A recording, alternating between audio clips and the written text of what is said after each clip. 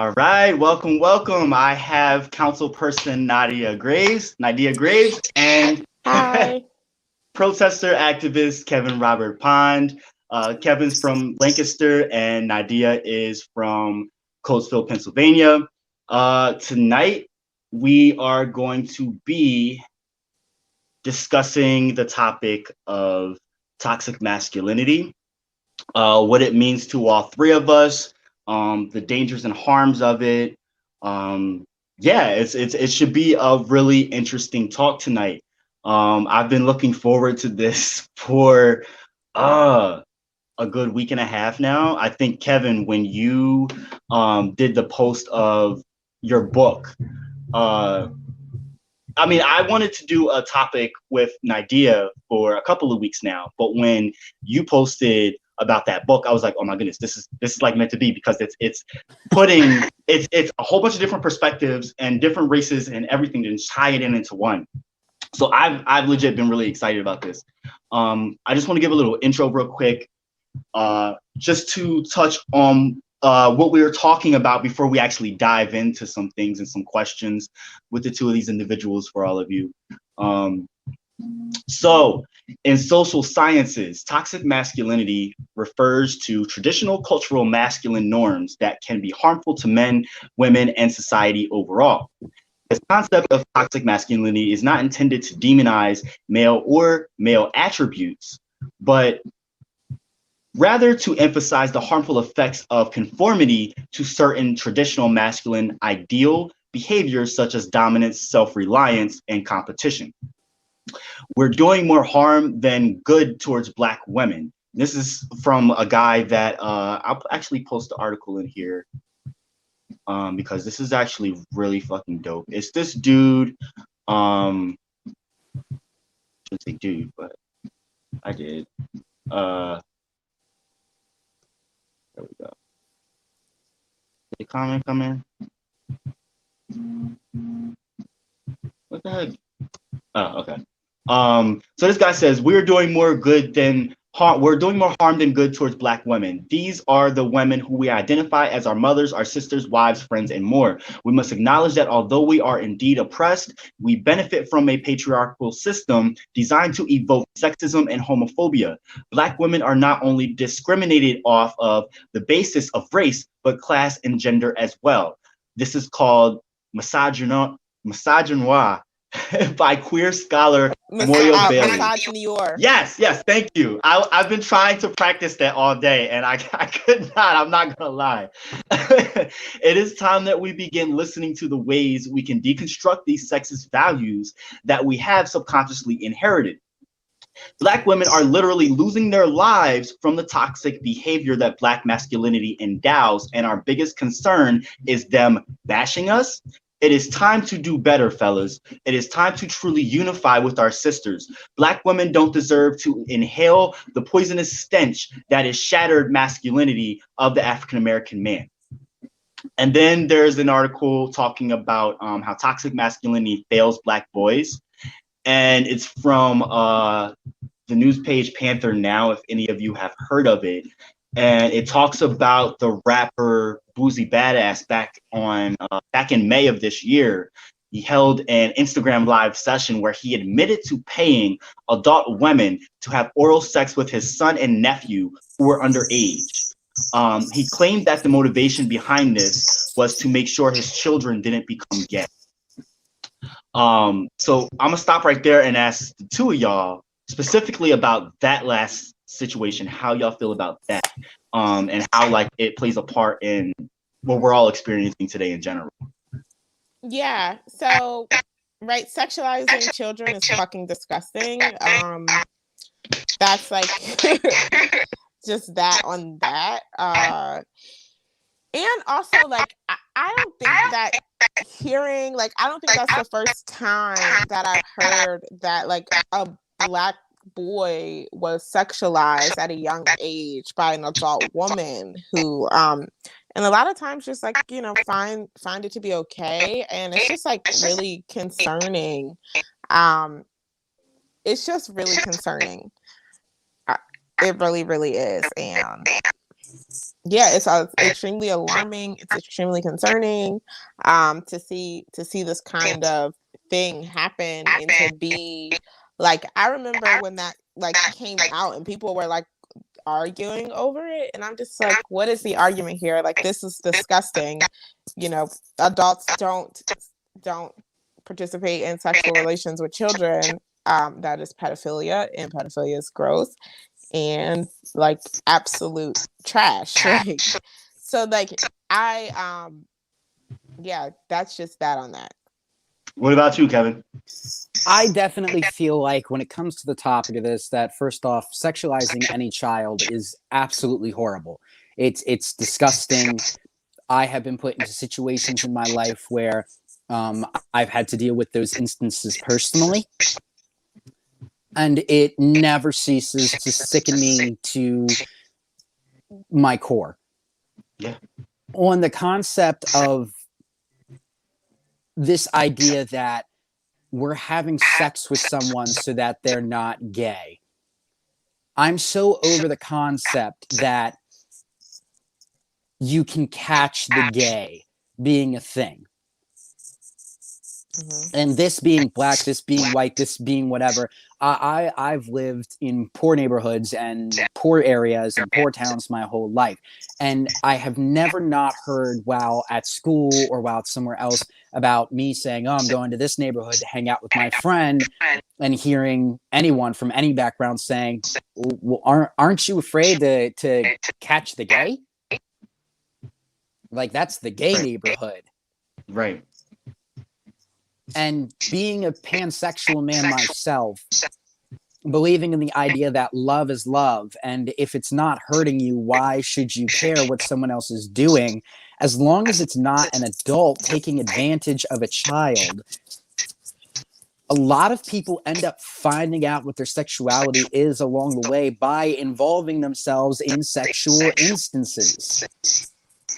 So putting children who are too young to understand these concepts as it is already, who haven't even begun that process, trying to make someone have sex with them so they don't become gay, could inadvertently, even if the parent was doing it because they believe they had the right mindset, going to do more harm than good. Because what happens? One of the kids doesn't feel that way towards the woman. They're all ready to question things because dad did this, and this is the way dad says it's supposed to be. And now I'm going against what dad and mom believes. You're going to open an internal struggle within that child way earlier than needs to come up, because we all question that at some point. But questioning that too early can be very detrimental to a child. For someone that is a victim of sexual abuse at an early age, I will definitely say it had a large effect on how I perceived things growing up. And I mean, I came out at a young age, but I came out as bisexual, then I came out as gay, and then I came out as pansexual. And that was a progress. But personally, I think that had I not been had things thrust on me from a young perspective, and then also being worried about how my masculinity was perceived by others, and particularly in the culture that I grew up in, definitely played a part in peeling back layers, so to speak, of who I was with time, depending on like how comfortable I was with gauging my surroundings, equating that to who I wanted people to see or who I thought I should be. So I think that it's something that we don't talk about enough, but we all have dealt with to some degree or another, probably. And that's a sad realization, especially in American society. I want to touch on this real quick. It's toxic masculinity is a term often used to describe the negative aspects of exaggerated masculine traits. The term has evolved over time and has a place in both academia and everyday speech. Frequent use of the phrase may result in some people misinterpreting what toxic masculinity is, which could lead to further misunderstanding and irritation. The concepts underlying traditional masculinity are complex. So I wanted to ask you first, Nydea. Sure. How would you describe toxic masculine behavior, and how does it affect society? Okay, so I so like right, the term that I use usually describing what we're all experiencing is right, living under patriarchy. Society has been set up in a patriarchal manner at some point for survival. A while ago, years and years ago, prehistoric human times, we decided we needed to pick up on masculine traits as humans to survive. And we've moved past that time. We are no longer surviving, we're thriving. And here, well, I wouldn't say certain countries are certainly not thriving, America being one of them, but of course, comparatively to other countries, we are. That's a whole nother topic for another stream. But what I'm trying to say is living under patriarchy, women, men, trans folks, queer folks, non-binary people, agender folks have all picked up on masculinity as their dominant energy and has denied feminine energy. And it's just a symptom of living in a patriarchal society. So a lot of times when people think that you talk about toxic masculinity, this conversation is like meant to be antagonistic towards men, but really it's a antagonistic conversation towards us being in a patriarchal society. When you think of things that are valued, especially like in a workplace, would you rather someone be analytical or use intuition? Would you rather someone be concrete or would you rather someone be abstract? Would you rather someone be assertive or would you rather someone always be receptive? Would you rather somebody be logical or would you rather someone be creative? Would you rather someone be controlling the situation or would you rather someone be allowing situations to happen? Would you rather someone be organized or would you rather someone try to synthesize with other folks? And because we value right, the more masculine characteristics are rewarded, not just for men but for all people, we become a more masculine society. And then there's also such like backlash. There's like they want us to be put in gendered so badly, because if you notice, right, all of these masculine energies are stuff that you need to work, which you need to make capitalism work, which you need to be considered for a job. And when we leave our boxes, when we decide to say like, hey, I would like to put my energy onto a spectrum and allow for more energy to flow more freely through me.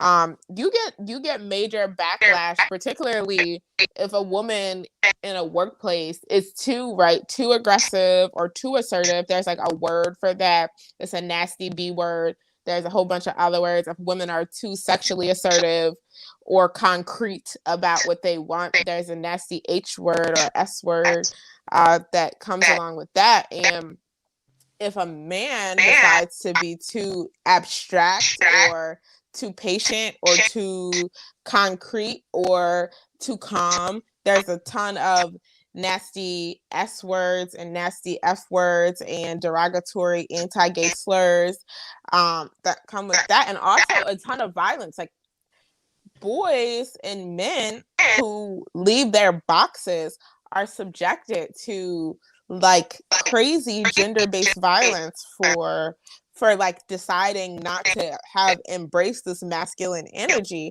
And so like rather than putting the onus on individuals or like men, it truly is the bigger conversation we're having is about we need to dismantle living in a patriarchal society and be more okay with having balanced energy, because too much of anything is excessive, is glutton.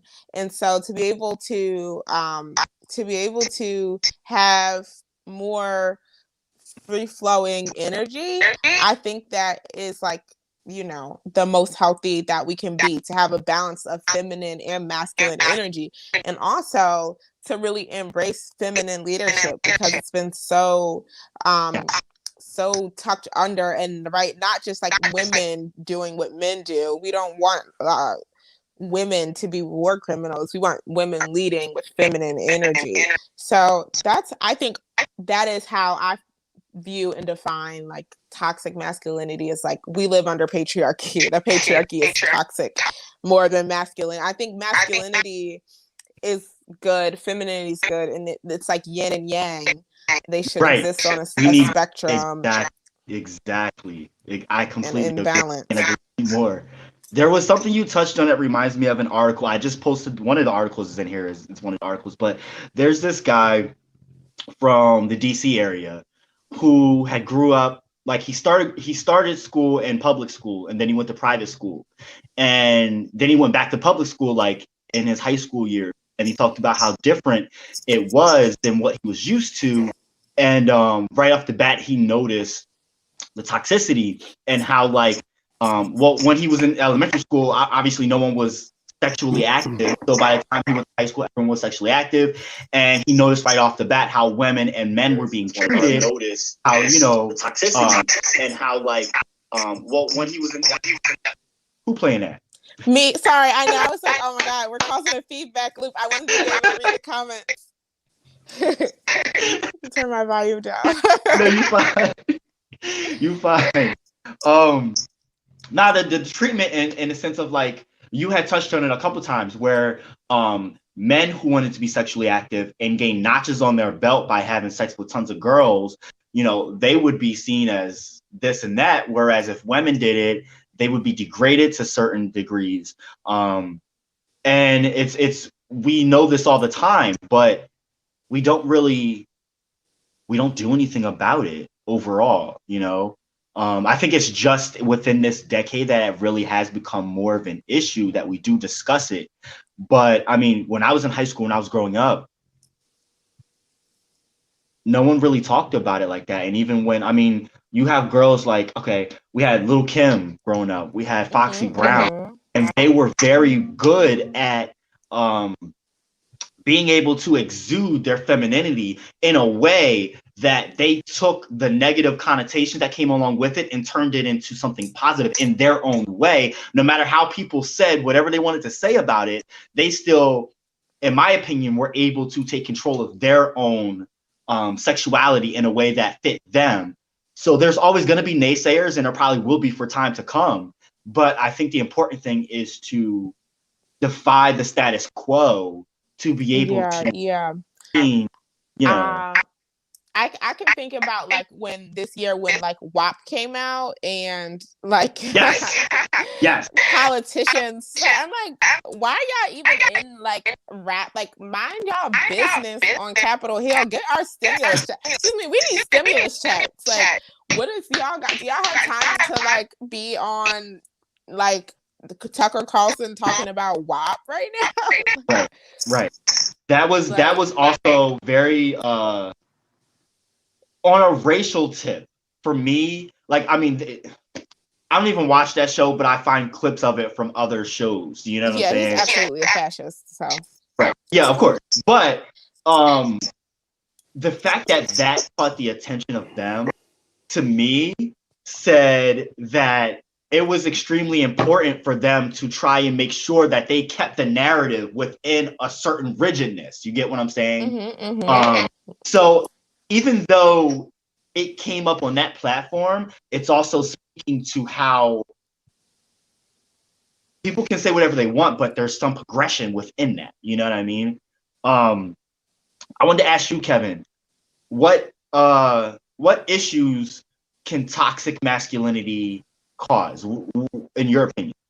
I mean, to understand really how toxic masculinity really hurts society, you have to break down masculinity to its origins, to where it began. And honestly, it dates back over 6,000 years, to before history was even being recorded. You trace it back to that time. Back in that time and era is when we began farming. Civilizations were beginning to be built around the idea, well, I have all the food and everybody wants the food, so now I'm in charge. And during this time, we had to start giving out jobs. So as Nydea was saying earlier about there's a hierarchy system within jobs, there is, but it did not originally start out as that type of toxic item. Right. At first, it was out of necessity for survival, right? At first, it was just the men are going out and working because women during that time period, even though they worked just as much as men, they were the main focusing point of keeping our society going. They were raising the children. They were taking care of everything at home. They were doing some of the most important jobs, and a pregnant woman could not work out in the fields. They didn't have the medicines and the hygienes and the things we had now. It was very likely she would get hurt, she would get injured, or she would die. And as time progressed, as more people started gathering together, that hierarchy then started switching towards men being the one in power and being praised for those powerful positions due to the fact that men had mainly worked those positions for thousands of years. I can pull a correlation between that and our white supremacist society as well. Yeah, and sorry, when you're finished, I just want to touch on how women and feminine people who do reproductive and emotional labor, the kind of stuff that you're talking about, just like go unpaid for that kind of labor. But you can, I'll let you. And then as we saw this time progress into where we are now, we're at a stage in time where there are countless medicines, there are countless doctors, scientists, research studies for absolutely everything we do. And women are no longer in this area where we have to be so fragile and gentle with the fact that women can now put themselves into a more masculine position and take that affirmation now that we are living in a safer and more peaceful time period where these injuries are going to mean less because we have the means to take care of them. You think about it, with this, okay, we'll take it back to the last recession, I guess you could say, last decade.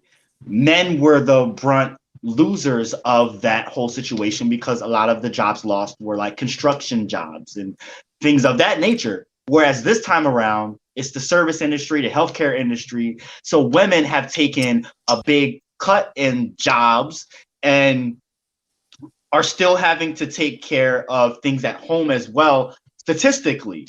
And so it really does still brings it into the point of what you're saying. Like, it's still completely lopsided.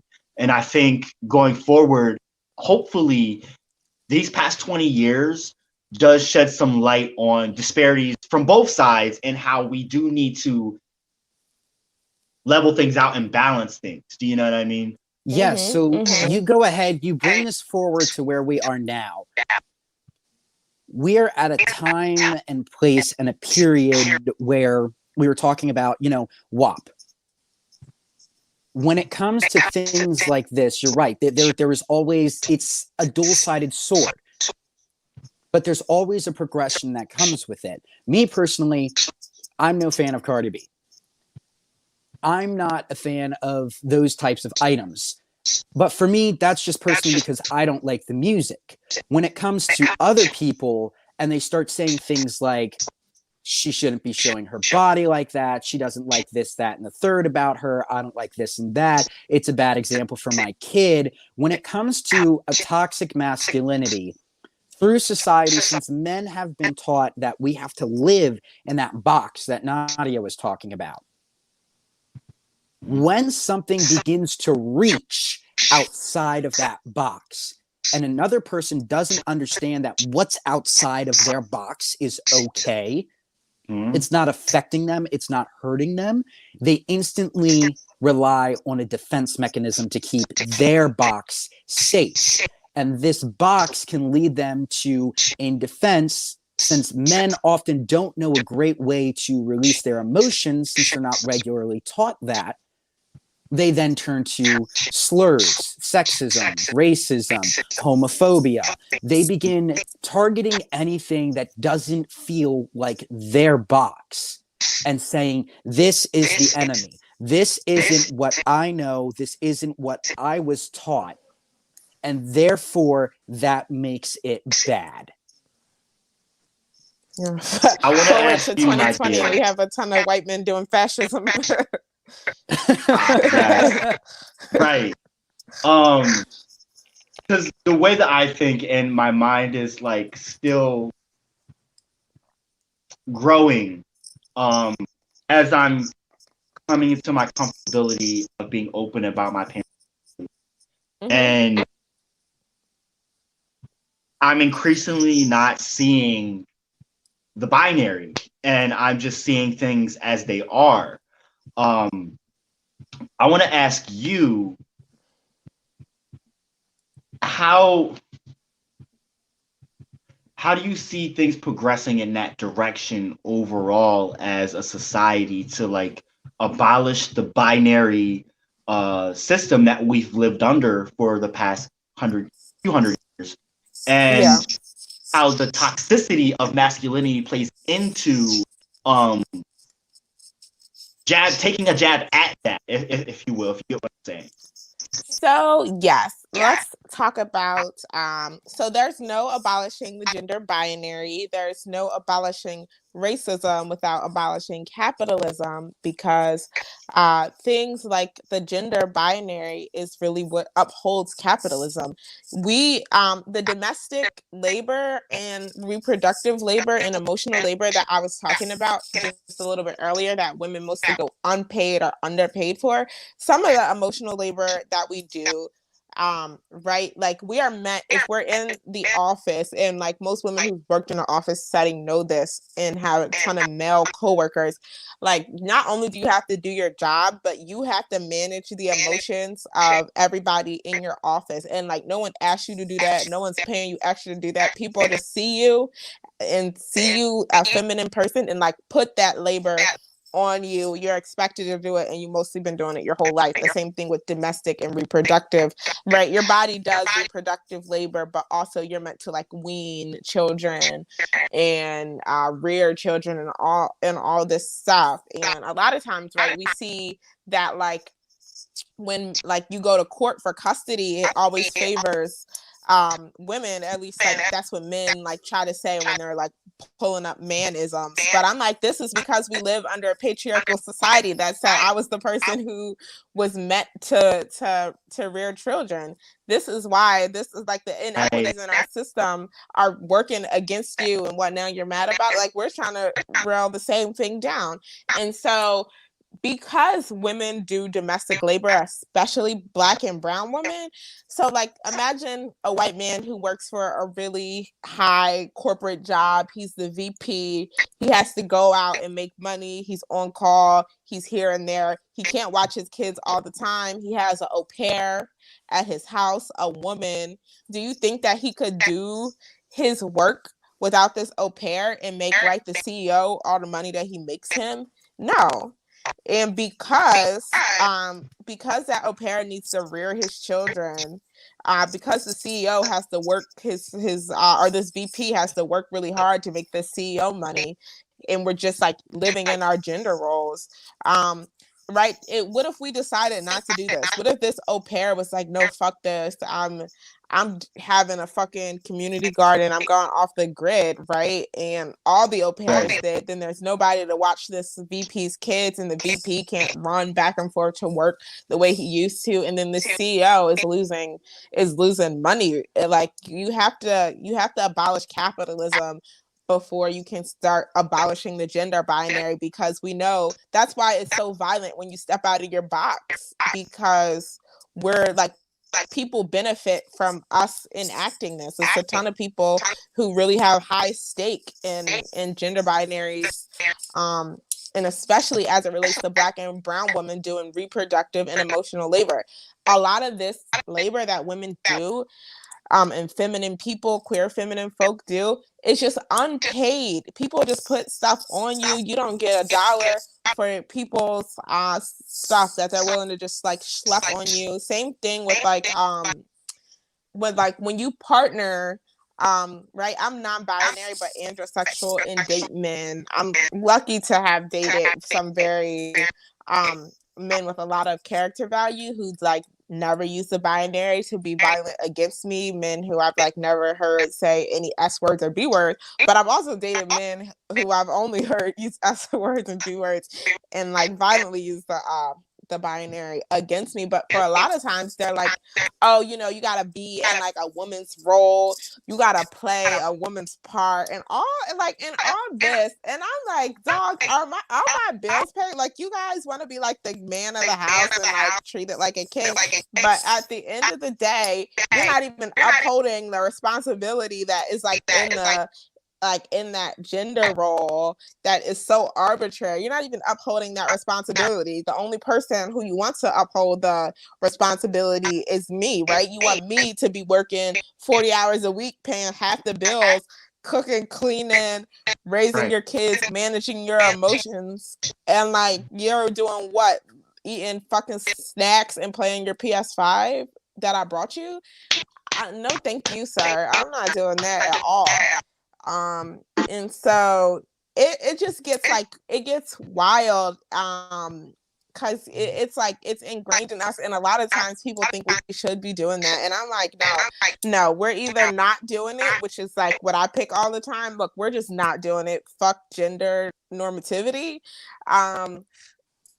Yeah, that's what I would choose. But like, if y'all are gonna try to enforce gender roles on people, the very least you can do is like be in your gender role, which you're not. Because right back in like the olden days, like your grandmother, your submissive grandmother, all her bills were paid. She wasn't working anywhere.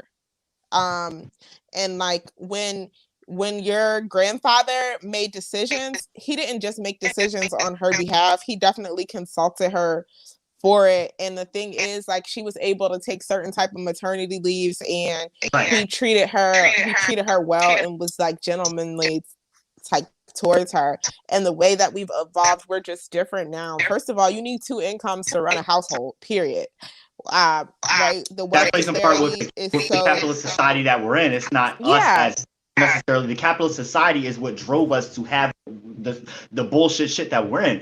But I want to touch on something you pointed out, because in my opinion, it's less about, it's every family's unique, right? Yeah, and of so course. With one family there may be 50-50 masculine and feminine energy, and people are comfortable in their roles. I think that that's fine, as long as people of course, as long as that norm is their norm and that's okay for them and they're comfortable with that, not worrying about how society throws norms on them. You get what I'm saying? Yeah, of course. And the same thing if there's a different kind of couple who see things as 70-30 or 60-40. Like, I think it's unique to that couple.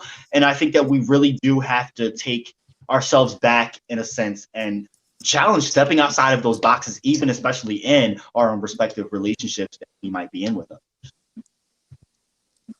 When it comes down to that, I definitely think that this comes back to what you and I were talking about before the stream, Jontel. Focus on the idea that if we really want to see a change, and I remember having this conversation with a friend of mine who is a feminist. We were talking about the fact that I was saying that I feel that modern day feminism has really seen a rear of a toxic turn. We had the kill all men movement that was floating around, and this is definitely more the extremist side of it. And we also had the we don't need men trend that started here in 2020. Which originally began as a very, very positive thing. It was the concept of women do not need men to survive. Right. But at the same time, we accept what they do, try to bring forward in a positive light and a positive attitude. But understand, we don't need you. If we are with you, it is because we are choosing you. Because we see something good in you. But also think about where that rhetoric might come from as like a byproduct of Yeah, the this all patriarchal sounds like society that white we're women. in. To be No, honest, definitely. That too, but it might be black women too. Because I'm saying, listen, think about like within the realm of equality for all people versus white supremacists, white nationalists, and racists. They want a world that they're still at the top of things, and some of us on our side of things have gotten a little more radical with things, but that doesn't speak for the totality of us, because I think overall women just want things equal.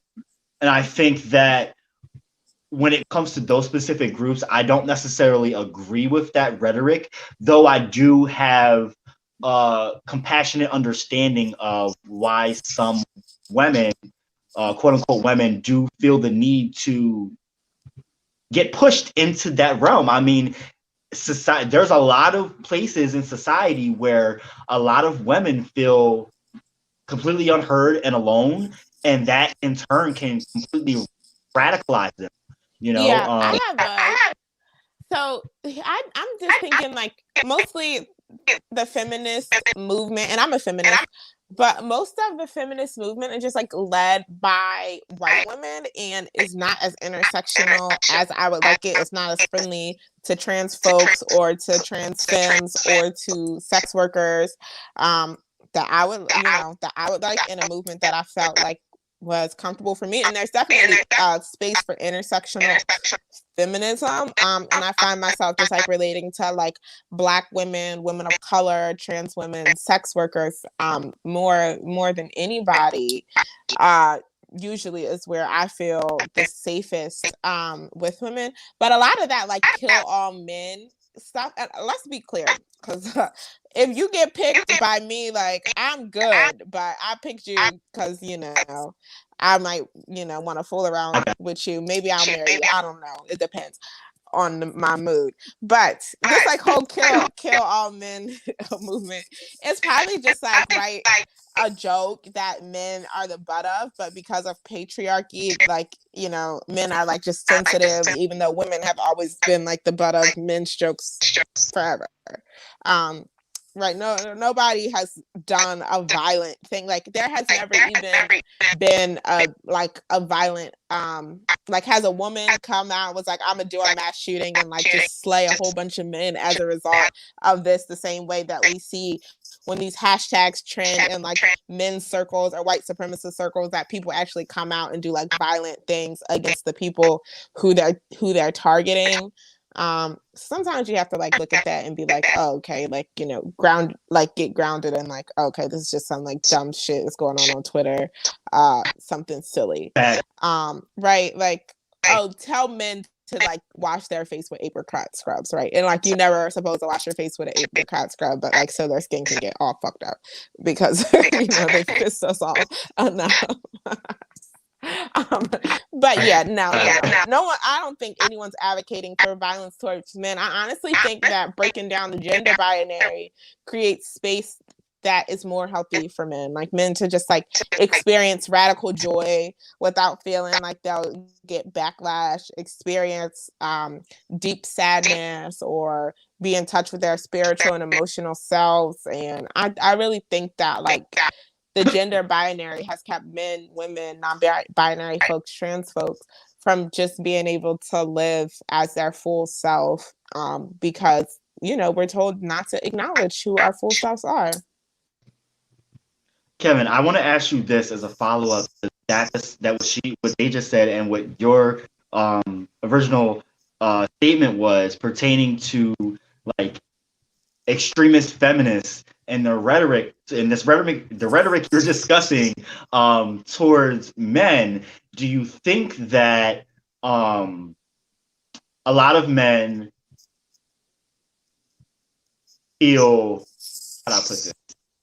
Given that a lot of men do not discuss or openly discuss their feelings when it comes to feeling sensitive to certain things, do you think that this hits the jugular when it comes to like creating a nightmare scenario, so to speak? I definitely think that it does. And the major issue with it is that she said men are more sensitive when it comes to those items. And she is 100% correct. In the book that I have been reading, The Reinventing Masculinity, they focus on the 5 C's in that book. And one of the C's in that book is about courage and about connection. The courage is supposed to be about going ahead and having the ability to come out about what you are feeling, the emotions that you are feeling, and hope that other people are going to be just as understanding of the way that you feel, as a lot of people are willing to instantly go ahead and understand the way that a woman feels when it comes to her emotional issues. And we see this in society. Men make up a total of I believe it was 40% of all domestic violence cases. They take up 76% of all suicides in the United States of America. They are one of the top, not only unheard, abused group in America, but the top verbally abused and emotionally abused, physically abused, whether it's sexually, parental, or any of those items that gets unheard. And it's due to the fact that there is nobody trying to help them through those issues. So as she said, yes, I'm sure that a lot of women out there, they see kill all men on the hashtag, and for them it is a joke, like she was saying, like the apricot scrub thing.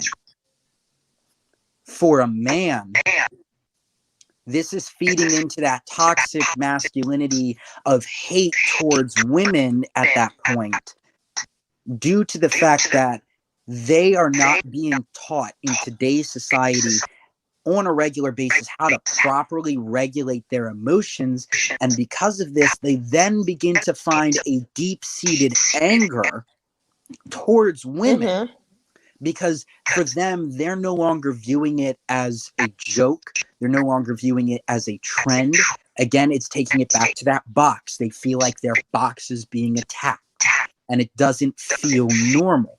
And this is the exact reason why we need to see men giving a huge fuck about the way that women's issues are being handled and helping them fight for their rights. And then at the exact same time, we need to see that same effort from women coming into men's issues to deal with the things that they are lacking on. Because you're right, there's a patriarchal society within our hierarchy of our corporate capital America, which needs to be fixed. Women need to be given the opportunity to succeed and progress and have succeeding jobs. And that is something that is very important. But at the same time, we need to teach our young men how to begin to open up emotionally, communicate, and show themselves to others in a better light. So if we need to focus on women getting the jobs that they need, the raises that they need, the equal pay that they need, great. But then let's see that same energy turned back around into teaching men how to open up, how to communicate, and how to function properly with their emotions in society.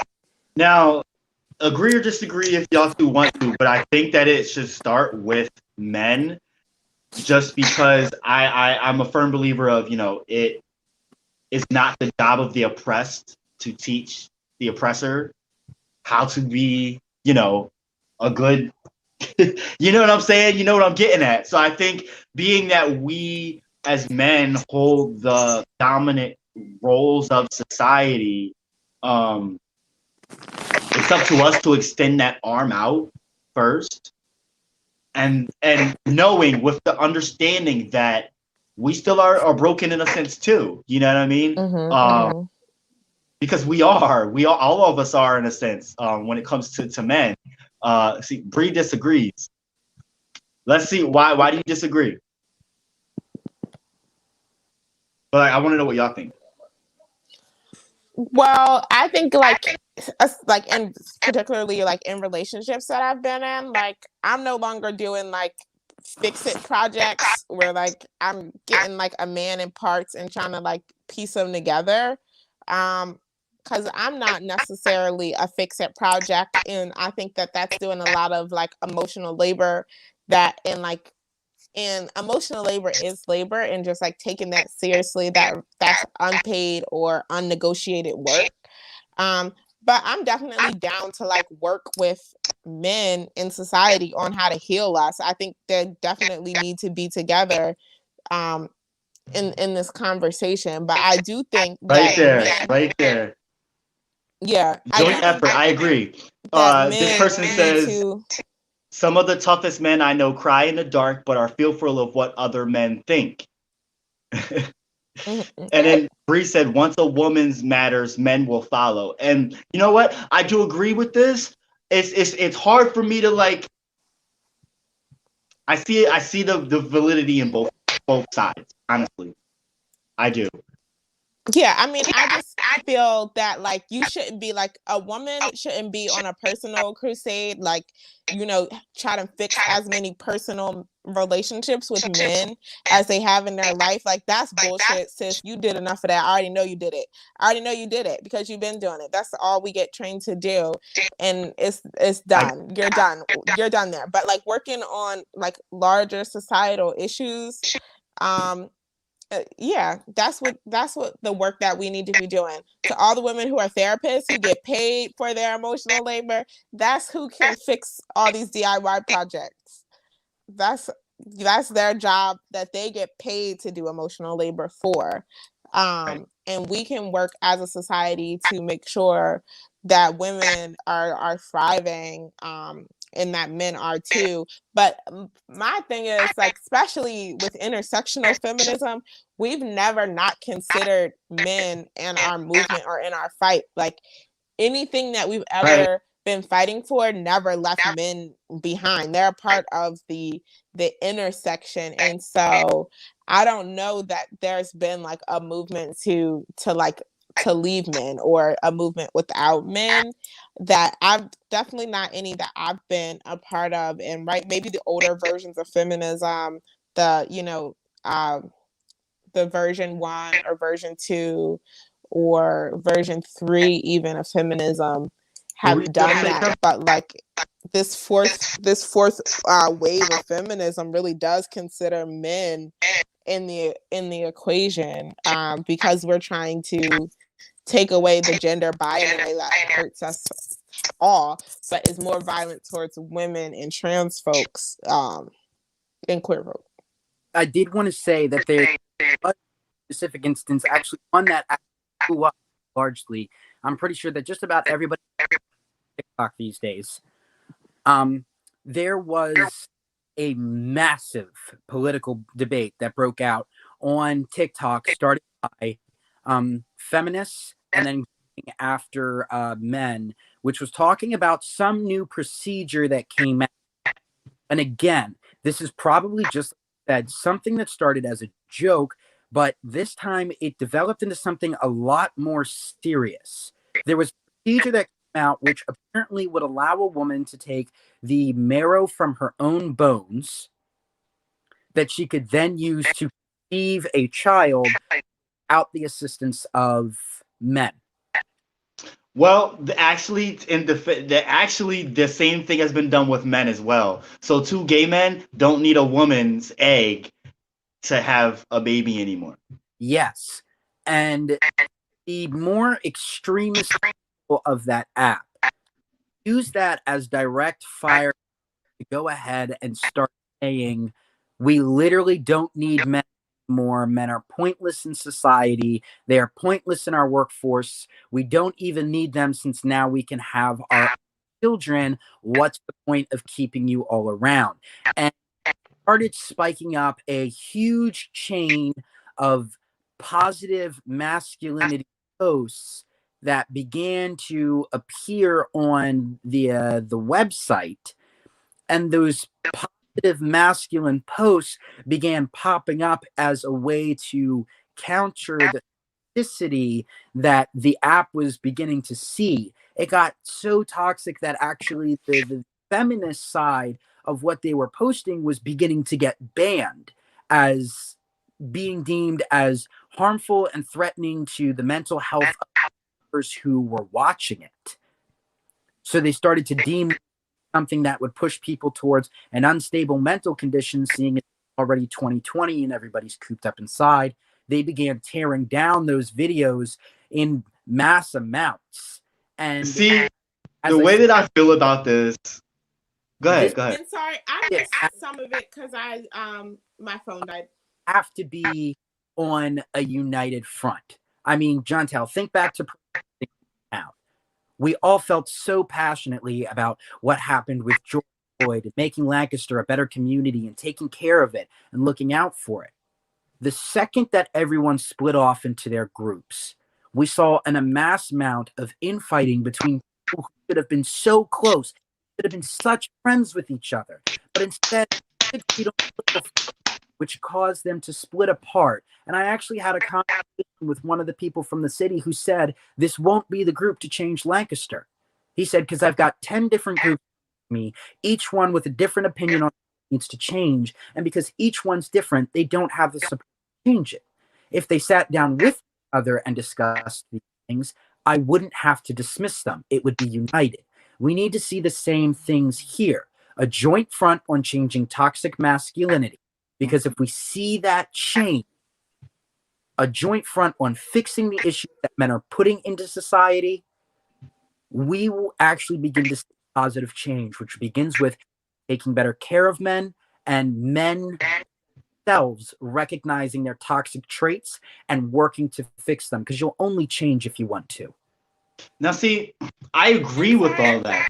Sorry, I was lost about. Can you just say like the event of what happened on TikTok? Like what did people start posting? You don't have to. They started posting videos where they were physically coming at men or specific users that they didn't like, tagging people in videos, and they were basically straight up telling men we're no longer needed.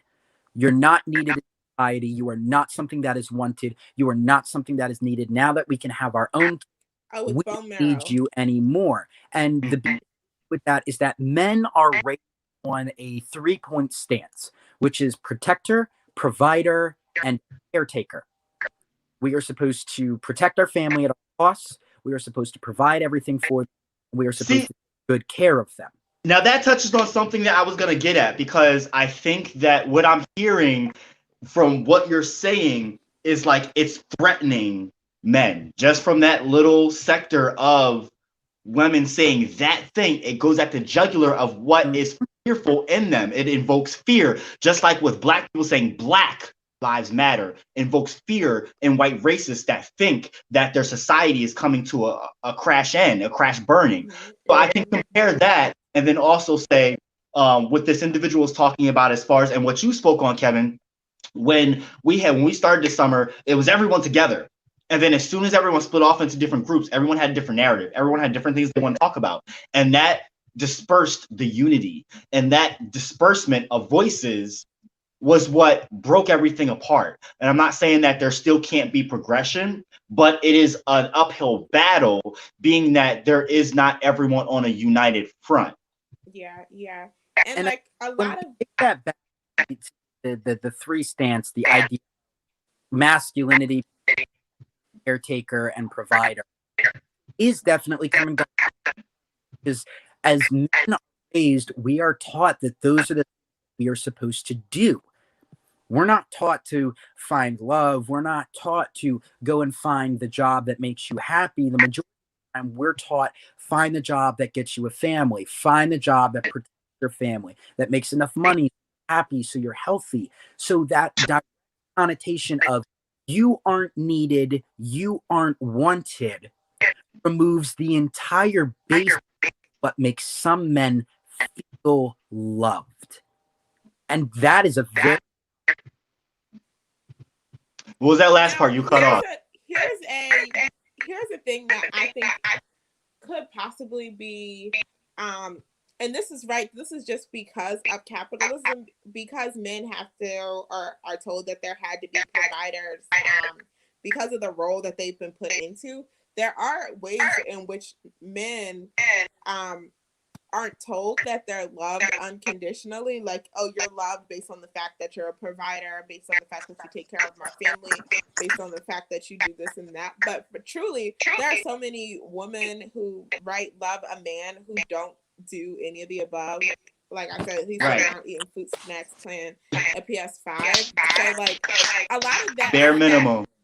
a lot of that stuff is just like what men are feeling because women are becoming more powerful. Like women truly aren't dependent on men to be okay, which is good, right? You should, like, I don't think I like, and none of my healthy relationships have had codependency where I was like, this income, this man's income is what's going to sustain me.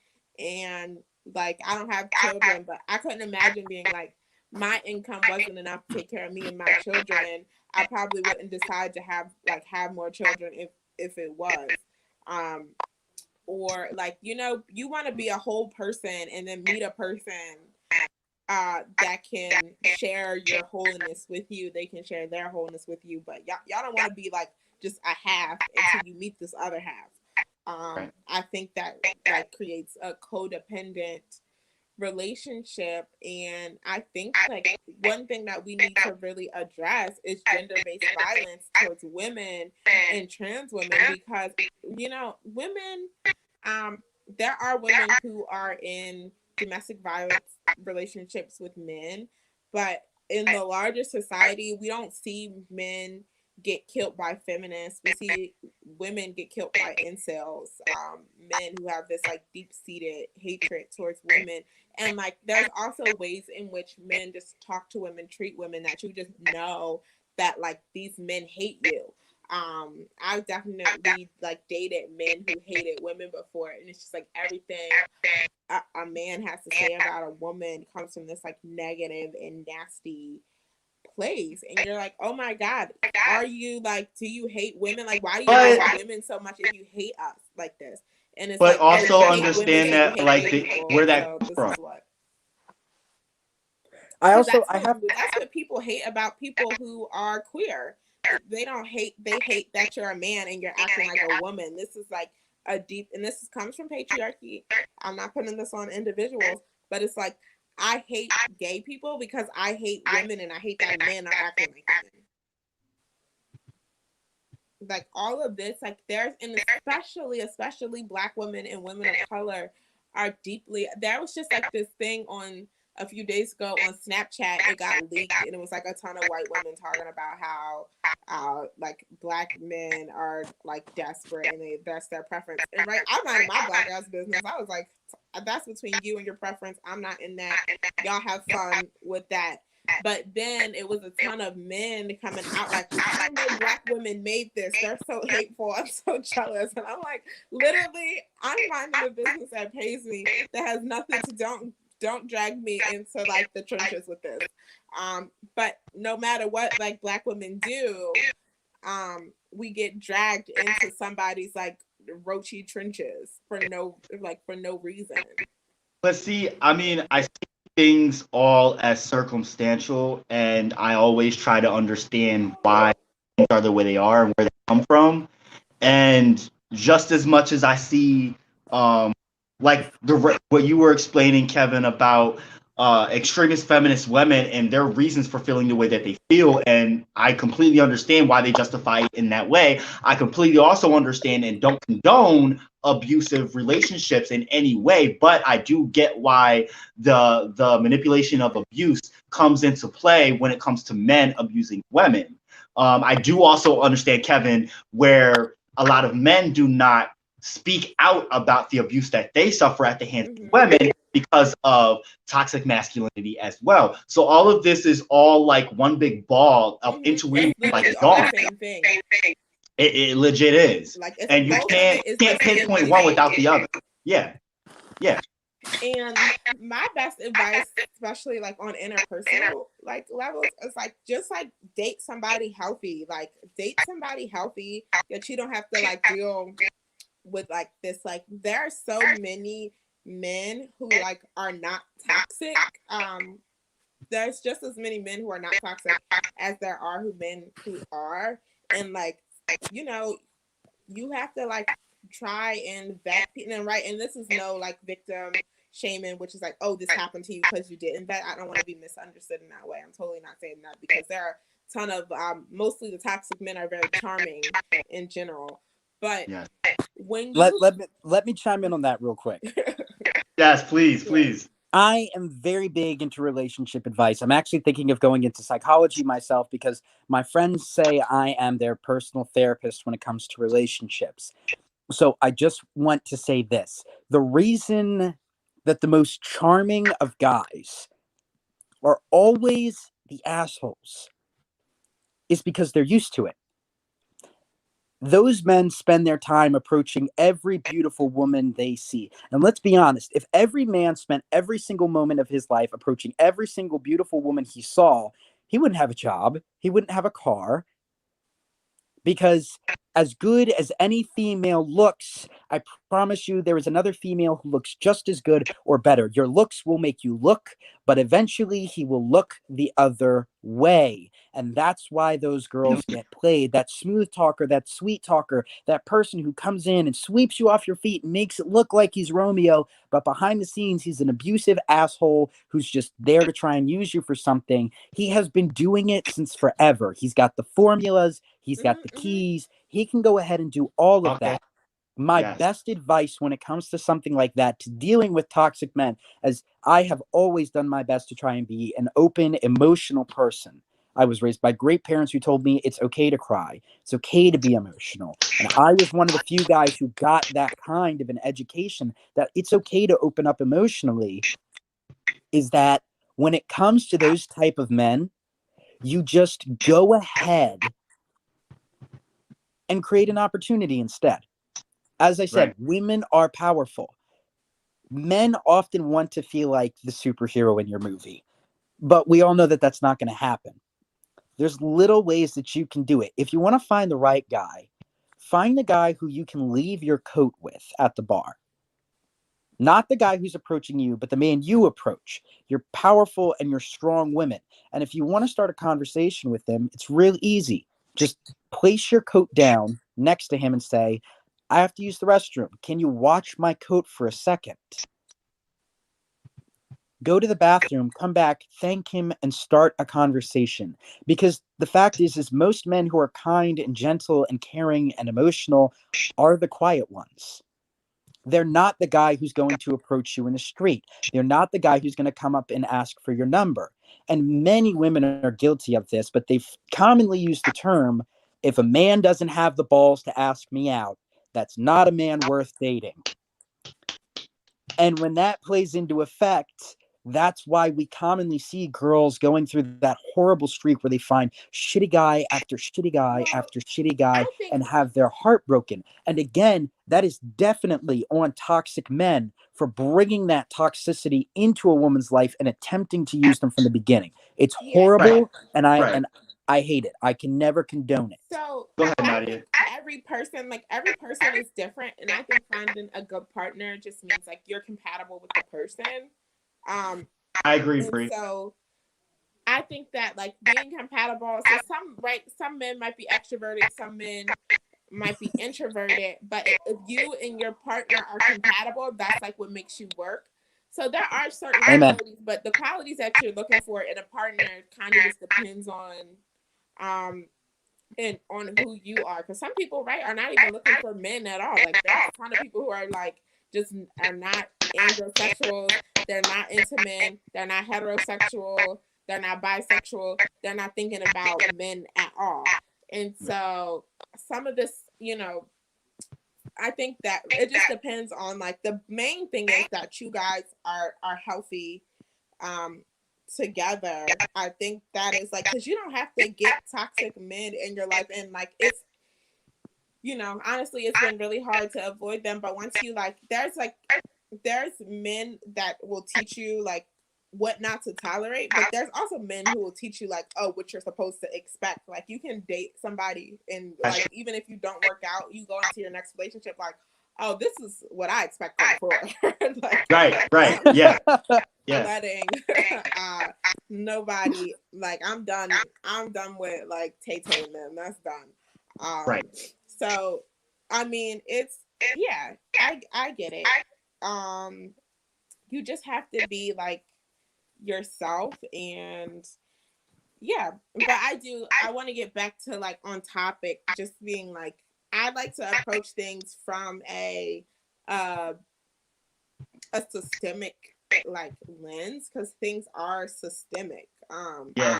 I was super down with the Me Too movement, but I think where the Me Too movement could have gone further is like we did get all these individuals out of here, which was good, but we also needed to systemically work towards ending rape culture. And we are, but in the wake of that movement, we needed to use that movement to be like, we need to systemically end rape culture. We need to put stuff in place. We need to pick which judges are who.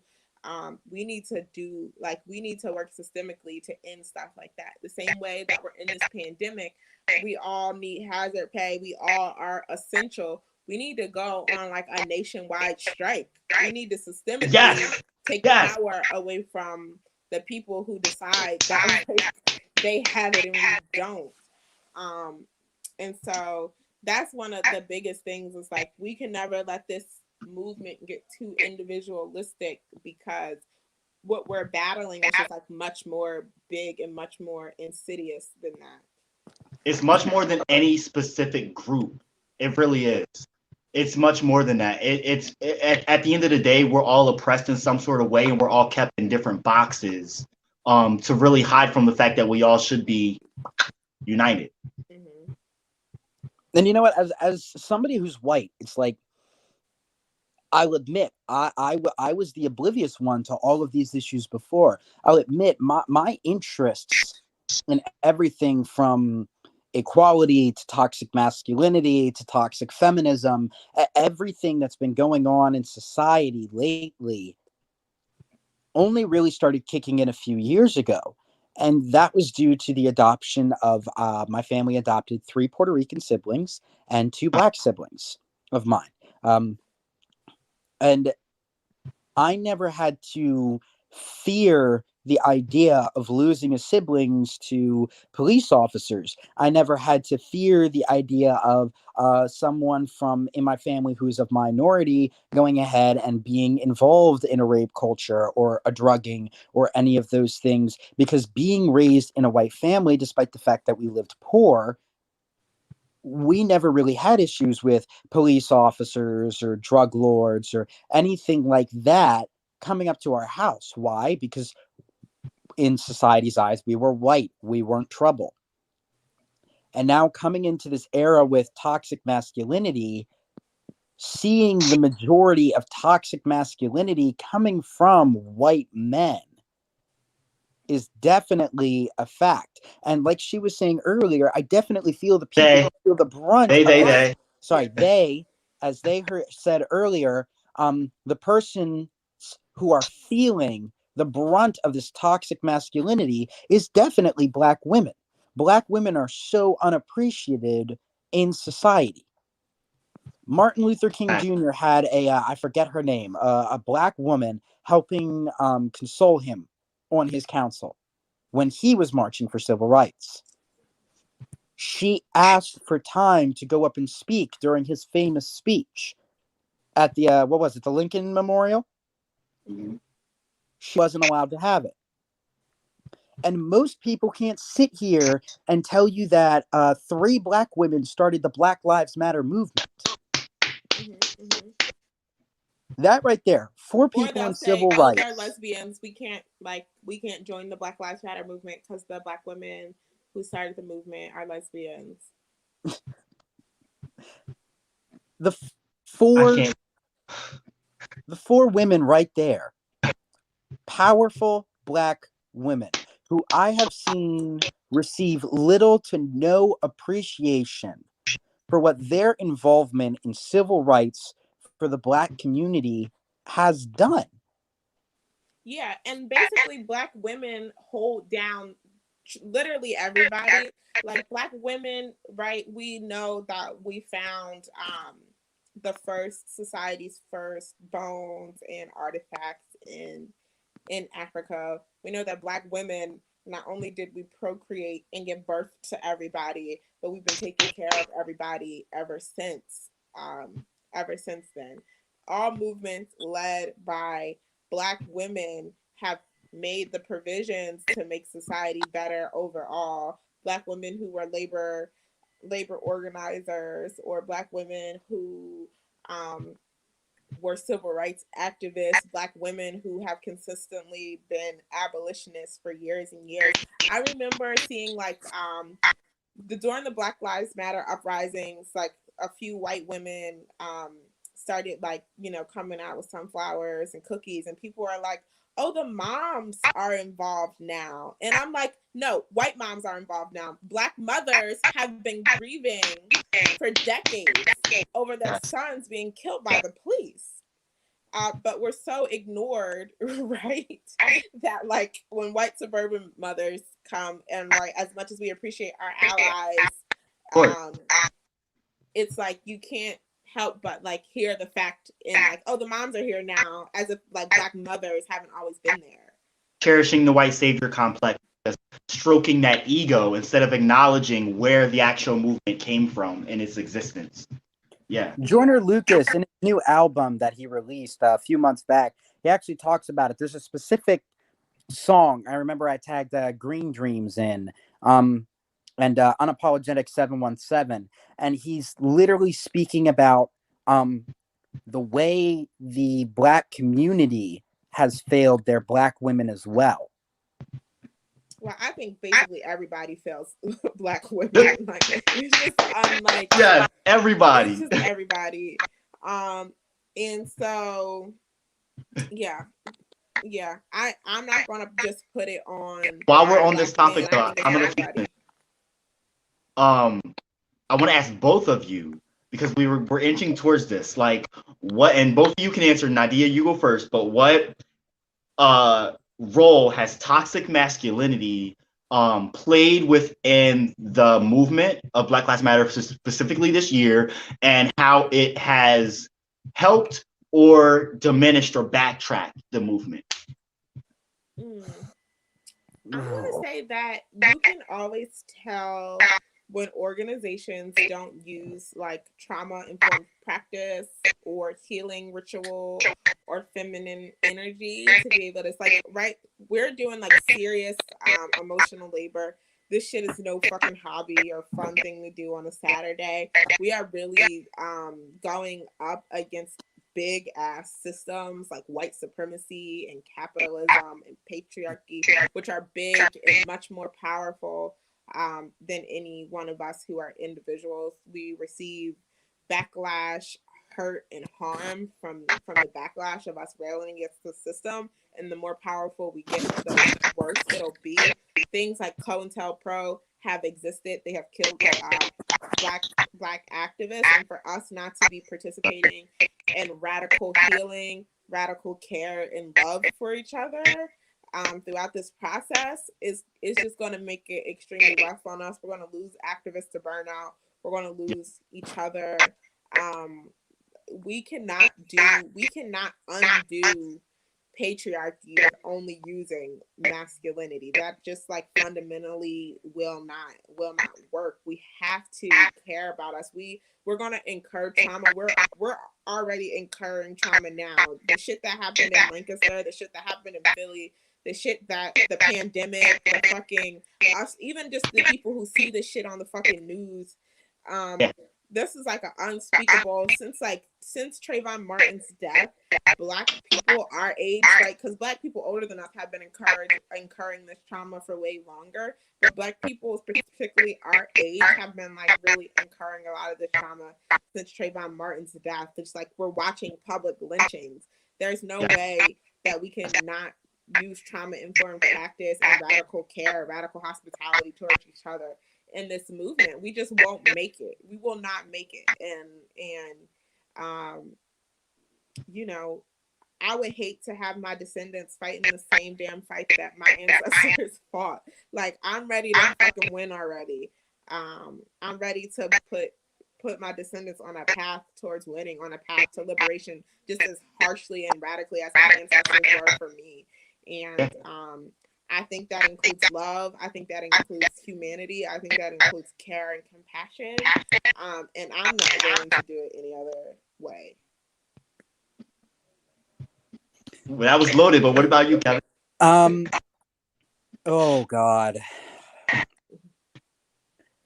You've been here in Lancaster. I mean, you've seen the trauma, you've seen the fights, you've seen. I'm sure you were in a group where there was a lot of masculine energy, and there was a few females, and you can talk about your experience with that. You know, Toxic masculinity in the protest down in the 6 months I was down there was abhorrent. And honestly, I fault it for the entire thing happening from the first place in the protests. We witnessed what happened with George Floyd, and everybody kind of felt a call to arms at that. We had hit our breaking point for especially the Black community, and especially for those of us who felt directly affected by what was going on. Me with my siblings, I felt an urgent need to go out there and fight for my family.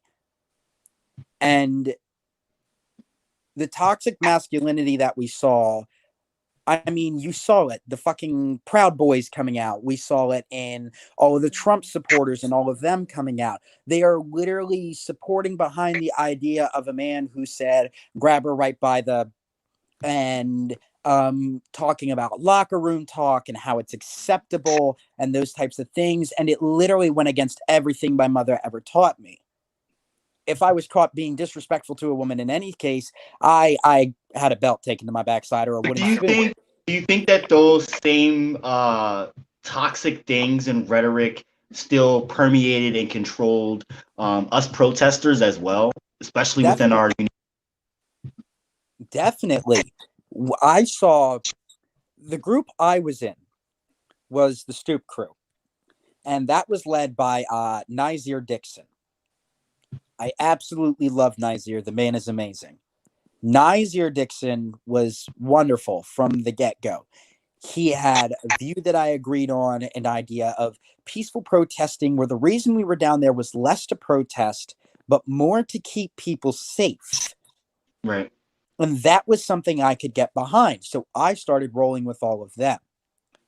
We then saw the introduction of a lot more radical people into our group. A lot more radical men and one or two radical girls who were in the group. And I witnessed everything fall apart as soon as people starting to grab for who was in control. And that's where we saw the toxic masculinity come out.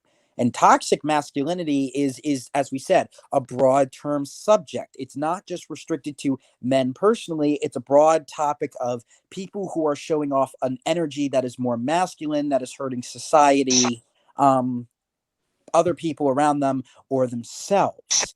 I saw several girls and a ton of guys run to become the biggest, strongest group with the most influence. So as I was saying earlier, they split into their different groups so that their group would be the one that would decide which way that the direction went.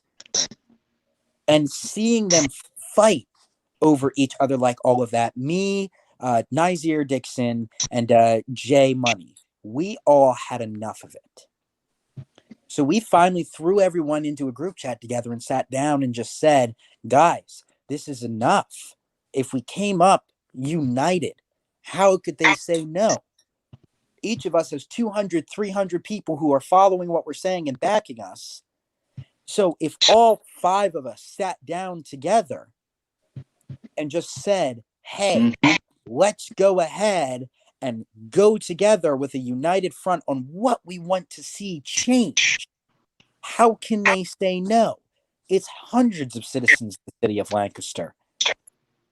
The only 2 people, and I'm pretty sure you were in that group chat as well, the only 2 people who were even comprehensive enough to attempt to work with other people were yourself and Jessica Mysteria from Unapologetic 717. Which Unapologetic 717 was a group of women who wanted to start making a difference here in Lancaster. They saw all of the hungry power guys and all the hungry power masculinity. And let me touch on that real quick. Group. Because that group, and specifically Jess, is still getting backlash for being them, being themselves, living in their truth. But because they are a woman, they get backlash in a way that other leaders do not get at all. And because they may be emotional or speak their truth or yell or be dominant, they automatically, and that's innately them. Do you know what I mean? That's innately her. It doesn't take away from the fact that she's still very feminine as well. She knows who she is. Do you know what I mean?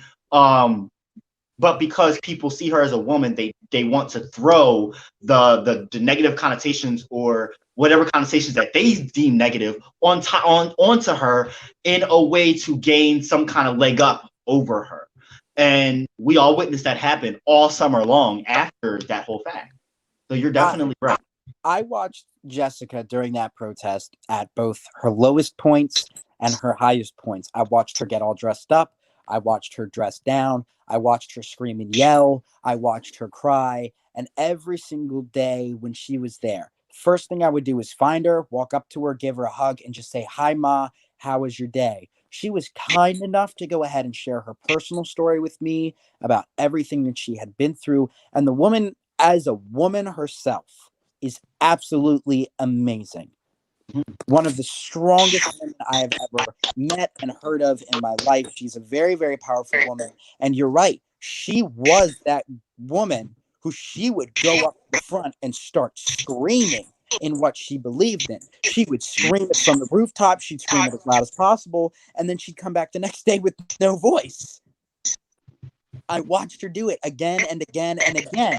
And there were definitely at times when it's like, yeah, I got to step up and say a few things. But she had that type of powerful energy that when she spoke, nobody else tried to show her up. You just followed. You said the chants that she said. You listened to the words that she said. But the thing is, people did try to show her up, but they would never try to show her up to her face. Mm-hmm. And I think like when you have women like that in your circle, in your space, like those are sacred women. You have to like protect, and like this is not just men's job. Everyone has to like gather around and support and protect women who are like this. You have to. You cannot allow for strong and powerful women. And this we're talking about Free Jess. Yes. Okay. Yes. Okay. Yeah. So Jess is a woman of color. Is she black? I believe she's a black woman. She's Afro-Latina. She's Afro-Latina. Yeah. Puerto Rican. You cannot allow black women particularly to go out on a limb without making sure that you're somewhere under the limb with a trampoline to catch them and support them. And when women like that are getting backlash, like there needs to be 3 people ready to create narrative to mitigate that backlash, because women do emotional labor. There's no reason, right, that like Jess has to get on, and she's doing this for all of us, right, has to get on to her Facebook and see her comments flooded with this and that, or people giving her backlash and stuff like that, without people just coming immediately to her defense to make sure that she's okay and well, because you can't expect for her to be put out there like that without the kind of care and support that comes with it. And that's what I really do mean by radical hospitality, because that's what's going to sustain her through the movement so that she can keep moving powerfully in the way that you like all admire so much. I like that term, radical hospitality. I like that. I think that is especially in this movement, it's extremely imperative. Mm-hmm.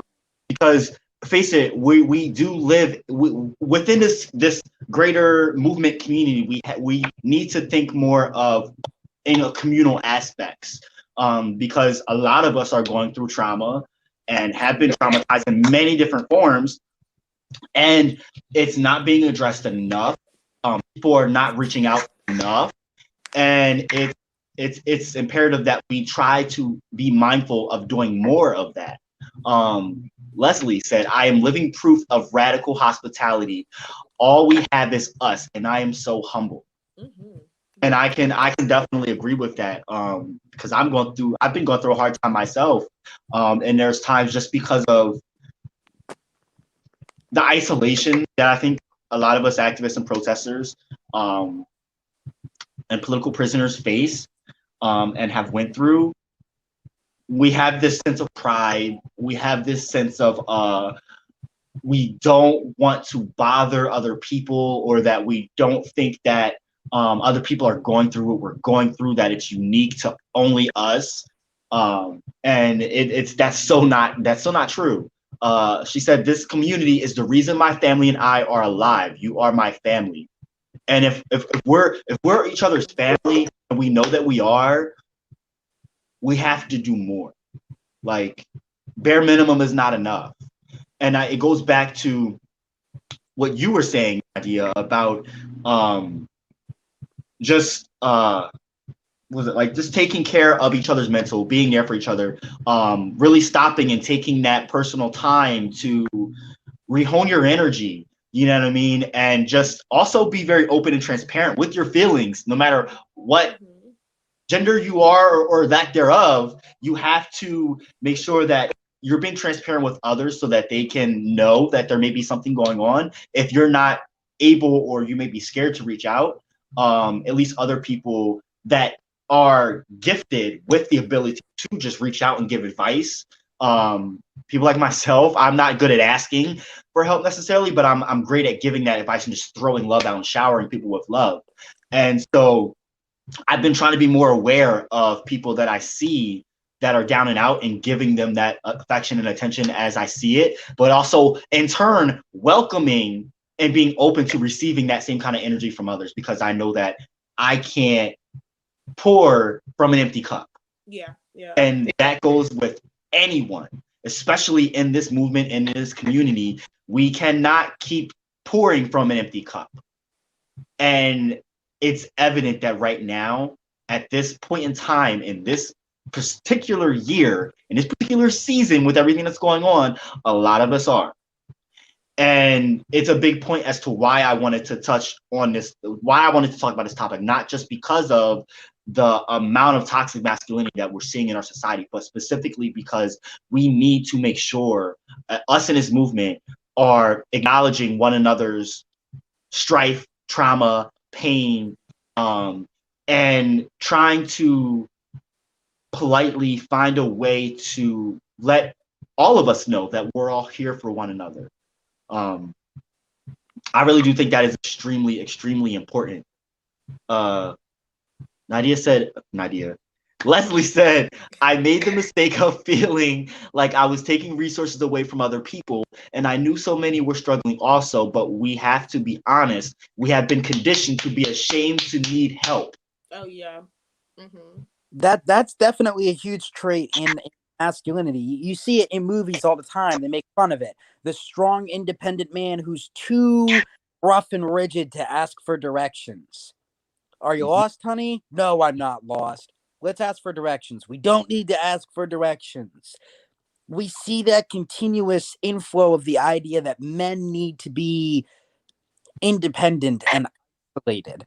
And I think Or good term. on another note, things that are affected by that are like single black women or single poor white women who have to do everything because for some reason or another there's not a man around, and they were brought up in a society where they feel so prideful that they have to do things on their own. Mm-hmm.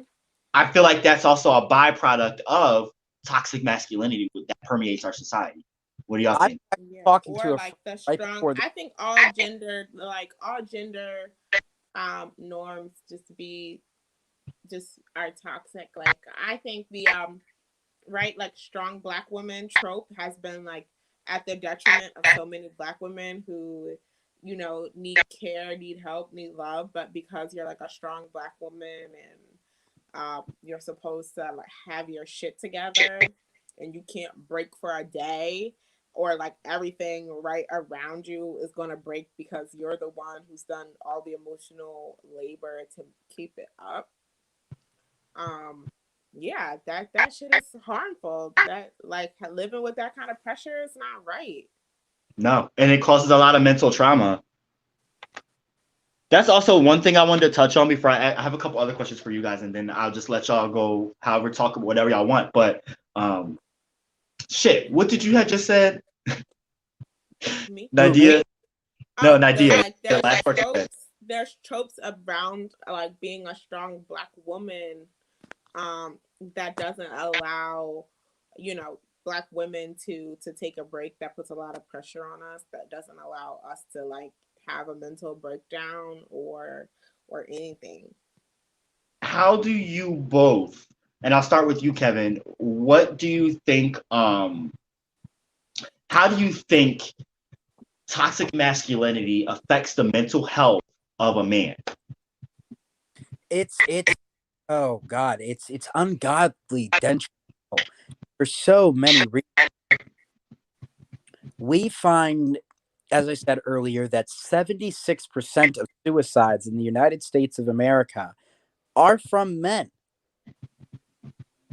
And we have to understand that we've been talking about the ideas of equality and topics like that throughout today's conversation, and a lot of things like equal wages and better work promotions for women.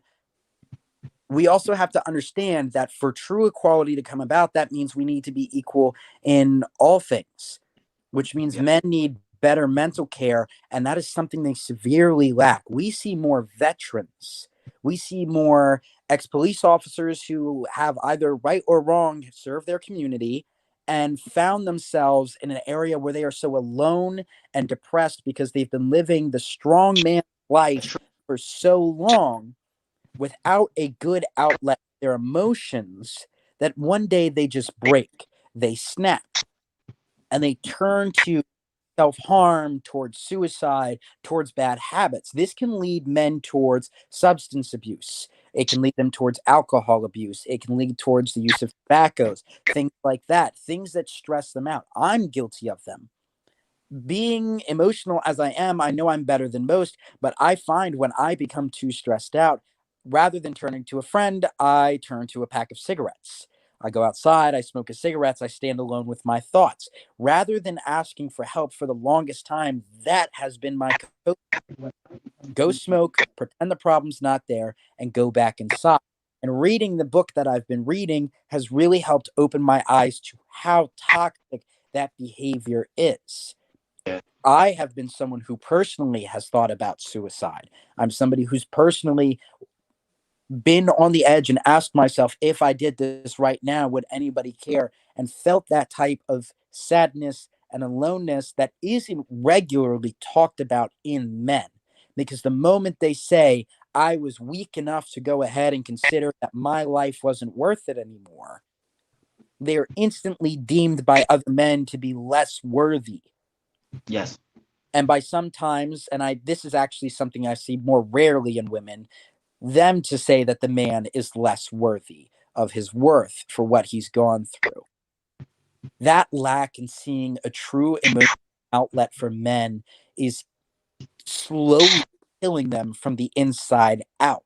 And I think it's a huge reason why nowadays we have seen music and we've seen the art industry just make this shift from all of this happy music that we used to hear all of the time before over to the most notable artists now being artists like XXX and NF, or more of Halsey with her sad songs about her breakups and everything she's gone through. We've seen a shift from people talking about how happy they were, the girl they got, the person they're in love with, to a society that is now beginning, and I do think this is the first steps of it, beginning to accept the fact that our society is depressed. We are sad. And we need to start talking about these issues. And for a lot of us, that music has begun to become our therapy. And we all feel that way, but we're still so afraid to speak about the emotional issues that us men are feeling that we are now beginning to turn towards that music as a sort of outlet to at least let our emotions out somewhere on something so we can feel healthier. Mm-hmm. How about you, Nydea, specifically pertaining to mental health of Black men? How do you think that it is toxic? The toxic masculinity affects the mental health of Black men? Well, I think just in general, the like that experience of being a black man in America has like detrimental effects on mental health. But I will say that men are dying in deaths of despair, is what they call it, deaths of despair. Um, that's usually suicide or drug overdose. And so we know that, like, um, there are ways in which, like, men's life expectancies are shorter than women's, and so there has to be something going on there, where men are chronically sad and depressed and just like in absolute despair, to the point where their life expectancy, and this is mostly white men, but black men too, expectancy for men overall has gone down, and the largely white men. Um, and so I think trying to live up to capitalism, trying to live up to patriarchy, trying to live up to what society has deemed is your role or what is expected of you, on with its standards, is just really hard for most people. And I think with the specific pressures of men being caretakers or providers, or whatever it is that gender normativity has assigned them, um, not being able to live up to that has like brought them shame and embarrassment, and and then they pass away, and it's extremely sad. I completely agree. I agree with both of you. Like I like yes, like yes. Um all right, so uh what was the question I had for both of yous? I guess I'll just touch on this real quick. And I think that we pretty much just like talked about this anyway, but unchecked toxic masculinity and the behaviors it can cause may lead to a variety of issues such as bullying, school discipline, academic challenges, jail or prison time, domestic violence, sexual assault, risky behaviors, substance abuse, suicide, psychological trauma, lack of friendships or genuine connection, and how to combat archaic gender roles, societal pressures, expectations from family and sexual partners, and even expectations of religious identities can be burdensome to a man seeking out his masculine identity. While some social, political, or religious groups may provide a set of guidelines for a healthy form of masculinity, it is better for an individual to stick to their own definition so long as it does not harm themselves or others.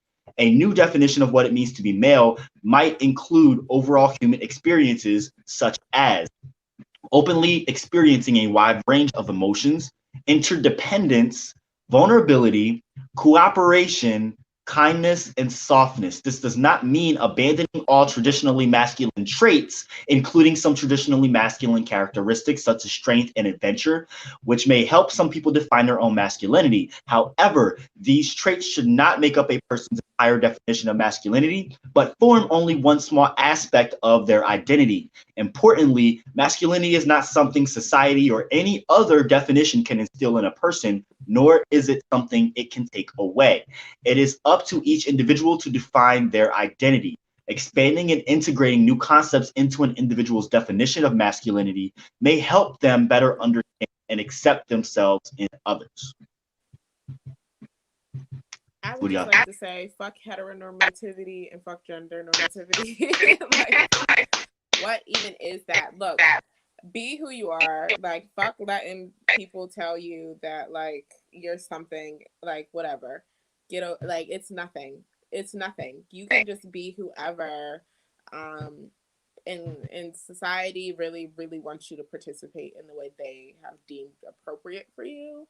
And if it's appropriate for you, go ahead, live your best life. If it's not, please don't be afraid to say fuck it, and please don't be afraid to find people who will support you through saying fuck it, and who really are willing to, like, have you, and take care of you as you're exploring what it looks like to be like fuck heteronormativity and gender normativity. Yes. Nathan Allen Lund, what's up? Says agreed. Patriarchy is not just expecting women to fail, but expecting men to stoically take on huge burdens. Shay says, can you ask Kevin about the tone I called him out for fatphobic comments? How has he grown in that area? Does he believe in fatphobia? Oh, wow, that was a while ago. It was. I completely forgot about that. So go ahead.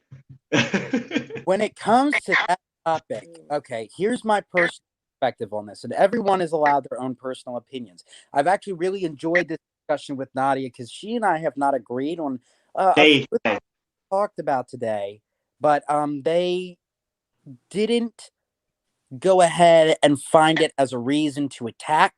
They found a way to make good and productive conversation. So I'd like to say that first off. Secondly, fat phobia is not something I truly believe in. And I don't know if that's simply because I don't find judgment in someone being in a plus size setting, or if it's due to the fact that I have seen people, even if they've worked for years, find a way to truly change their predicament. My parents, since the time I can remember, were overweight. I'm talking 350 pounds. They were very heavy set, and it was taking tolls on their health, on their mental life, their physical life. When you have 8 children to take care of, it is not easy to do everything a parent needs to do when you are at an excessive weight. right. And for 20 years, I watched my parents struggle in and out, in and out. One new diet, then the next one new exercise, and the next one. And you know what? Sometimes they worked for a while, and then they didn't work anymore. And sometimes they just straight up failed. Now let And me ask you after this. 20 So years wait, of trying, I have they something to say finally too. succeeded Let in me let me say losing this. that weight. I think what I'm hearing from you is taking your specific situation and applying it to the greater world instead of the other way around. You get what I'm saying? Because everything we've talked about tonight, that does touch on, because all different groups get shamed, whether it's masculine, feminine, black, white, poor, rich. We all get shamed in some way. Some people get shamed more than others. Me as a skinny person, I've definitely gotten shamed my whole life. I have, for being skinny, and being a man and skinny at that. I have gotten shamed so much. But I do realize and know that there are far more bigger people than myself that get shamed on a regular basis that I could never understand but can relate to. But I don't bring up my shame that's been put on me and not acknowledge theirs. Does that make sense? Yes. Can I? Go ahead, I Nydea. have something to say too. Yes. So number one, fat phobia is real, and two, right? Skinny folks who get called like skinny mini and twiggy and all this bullshit, like literally your society's beauty standard. So like, Right. are you so Right. hurt? Oh my god, they call me skinny. I'm so sad. Right. Like Right. okay, have a good time. But also, anti-fatness and fat phobia has its roots in anti-blackness. We noticed when we brought slaves from Africa over to Right. to America to work, in order for people to continue to be inhumane towards black people and continue to rape and use black bodies the way that they had been, they had to make them something that white women weren't. They had to make them non-women. And we know, especially at that time with our diets, because they weren't feeding us any good food, we had to have pig innards and leftovers and scraps, that we were fat. And we were like, right, everything that a white woman wasn't. And so for me, fat phobia just has deep ties to specifically anti-blackness and racism. I don't know if you know who Sarah Bartman is, a black woman whose body was extremely curvy, who they took on like a crusade around the world to show off her black body against her will, against her participation. And then also like things like tropes like mammies, right, that you see in old racist black movies. It's always like a fat black woman. And even now, 90s and stuff too, you always have like, you know, this light-skinned woman with a dark-skinned fat best friend who's like the comic relief. There's Look even at Miley Cyrus when she had all those girls twerking. It was all bigger female black girls that she used as props, basically. Yeah, exactly. And so here we are, right in the year 2020, and this stuff is still going on. There's a way in which that at this point now you can have, you know, people going out to pay to have these fuller and fatter bodies on them, and it's more That's true. like you Cardi know, B, now it's a trend. Well, not Cardi B, because Nicki Cardi B is a black Minaj, woman. she got butt implants. No, I know, but they're black women. I'm talking about white women with aggressive tans who want to look racially ambiguous, because that is now looking like, you know, a black Any woman, race. which, and like black women aren't the beauty standard, but like a little bit racially ambiguous is. It's like the fad right now. Yeah, and we see that going on. And so for all women who have been shamed, like women don't get jobs for being fat. Like, you are taking away capital from people in a system under capitalism. So yeah, fat phobia is very real, and it has very material. Yeah. You can see material ways in which, and particularly Shay has people in her comments every day, all day, shaming her, right, for being, yes. And she's a beautiful woman. unapologetic, and yes. and then we see her also be not supported by the people who would support a thinner woman and have a thinner woman's back, and people leave Shay out on her own. And so I want to touch on a number of different things. Hold on a second, Nydea, because you just bring up two very good things. The fact that Shay has to deal with 3 different intersections of shaming from all different realms, you know what I'm saying, makes it harder for her to be treated with the same respect as a person like me would, and I'm still getting shamed at intersections. You as a white male don't get those kind of shames, and I think that's why it might be harder for you to grasp that, but compare it to the things that we have discussed and the things that you have seen, and then understand it, you know what I mean? Because me as a skinny person, yeah, I get shamed, but it's not the same kind of shaming that a bigger person has to deal with on a regular basis. You know what I'm saying? Like, the shaming that I compare it to is like the fact that, like, you know, I'm not the status quo of what someone would see as a masculine man with a whole bunch of rippling muscles and this, that, and the third. But I'm still able to carry myself with a high head and live in my beauty and whatever, because I still know that I'm a man. You get what I'm saying there? Yes, I also have to say this. The only thing that I've really experienced in my life when it comes to the bullying aspect is I'm autistic. I suffer from autism. And due to autism, I also take things from a very literal perspective, the way my brain works. So for me, it's not that I do not believe that people who suffer from having a heavy weight or dietary issues with losing weight, or people that are skinny, don't get those kinds of shame. The way my brain works, I just think the way that word is phrased, fat phobia, I think it also has to do with your specific upbringing too. Well, no, it messes. It messes with my brain like this. It's basically, my brain takes things literally. A phobia is a fear of something. So for my brain to hear fat phobia, the way it clicks in my head is people who are afraid of fat people.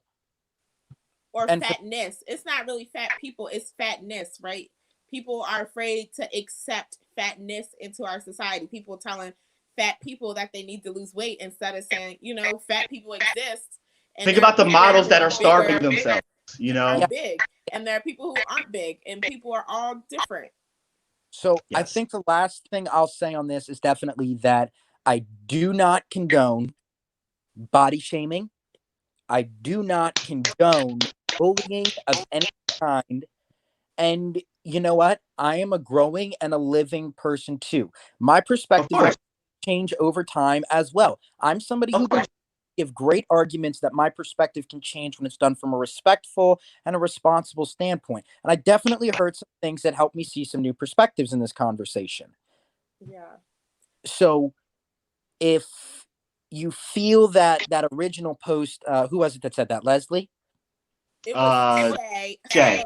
Just Shay. really quick, if you're going into an apology, I think if you feel might not be a great way to start it. And I think an apology is a great way to heal and repair something.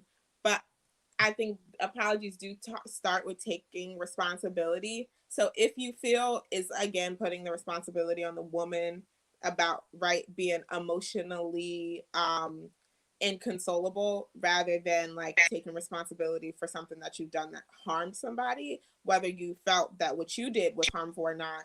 So if we are going to do an apology, if you feel it's just not a great way to start it. No, I hear that. But what I wanted to say is that if you feel that I was personally attacking you in any way, I do apologize. My brain, being autistic, does work a little different from other people. And because of that, sometimes the things I say do come out a little more insensitive. And due to that, I did not mean in any term to cause you offense, to personally attack you.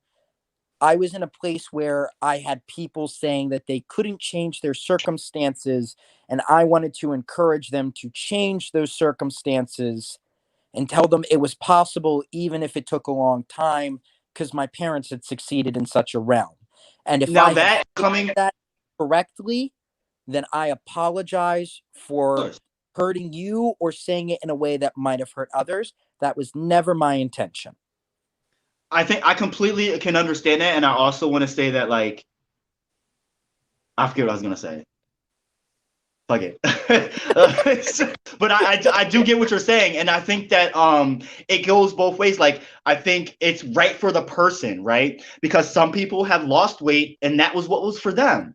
Some people lost weight for health reasons, and that's perfectly okay. Because it is not okay to be overweight and be unhealthy. If that's for you, it's for you. But I think overall, it comes down to the person and what's right for them. And I think that if you're comfortable in your skin, be comfortable in your skin, and it shouldn't have to be what other people throw on you. So people shaming you for being exactly who you are and being proud of who you are in your skin and what God gave you, there's nothing wrong with. But I think that also being healthy about yourself, there's nothing wrong with that too. And let's face it, there are many skinny people that are not healthy as well and that need help as well. You know what I'm saying? Like me, myself, I'm underweight. And I struggle with making sure that I eat properly because I do have issues with that. And I'm open and upfront with that. Do you know what I mean? So it goes both ways and it goes from all different realms. But I think that because our society is lopsided when it comes to this, people tend to look at one side of, you know, the spectrum and not the other. And I want to touch on, because there's so many comments here, I want to touch on them because we don't have much time, but Nathan says, I'd suggest reading some Deshaun L. Harrison. He wrote Belly of the Beast, and it covers the racist origins of fatphobia in an accessible way. They offer great commentary online as well. Shay says, to say a fat person can just change their body or that they're not working hard enough is fatphobia in action. Bree says, yep, I have to prove myself 4 times harder to prove I am better than a skinny person. Shay says, I love you so much. Bree says, by the way, I kick their ass all day and live watching their jaws drop. See, that's exactly. We have to continue to break these norms because people always have these misconceptions about what a skinny person is, what a fat person is, and that, or I like to say thick or fat as in PHAT. Because you know what I mean? Because it's not FAT. I don't like to look at it that way. I like to see everything in a positive light. Do you know what I mean? And it's important. It really is important to all of us embrace all of our differences and cherish them because it is what makes us unique. But at the end of the day, we all still are the same. Nathan says it's easy to convince ourselves that we look out for people when we judge them as fat to try to shame them into health. It's a false construct, though. You see, and this is I think that the conversation that happened like this sporadically, like this wasn't even a part of what we were talking about tonight, right. But it just ended up popping up. These types of healthy discussions are the ways we make proper change. This is how you can weigh opinions. Because I've seen so many people just go straight for the screaming and the yelling and the jumping at your throat and insulting everything you say and then beginning to belittle you as a person. When you can have a legitimate conversation like this, there is a dialect that can come that can change even the most stubborn of people's minds. Like Bill Murray said, it is very difficult to win in an argument against an intelligent person, but it is impossible to win an argument against an idiot. You have a point there. You do have a point.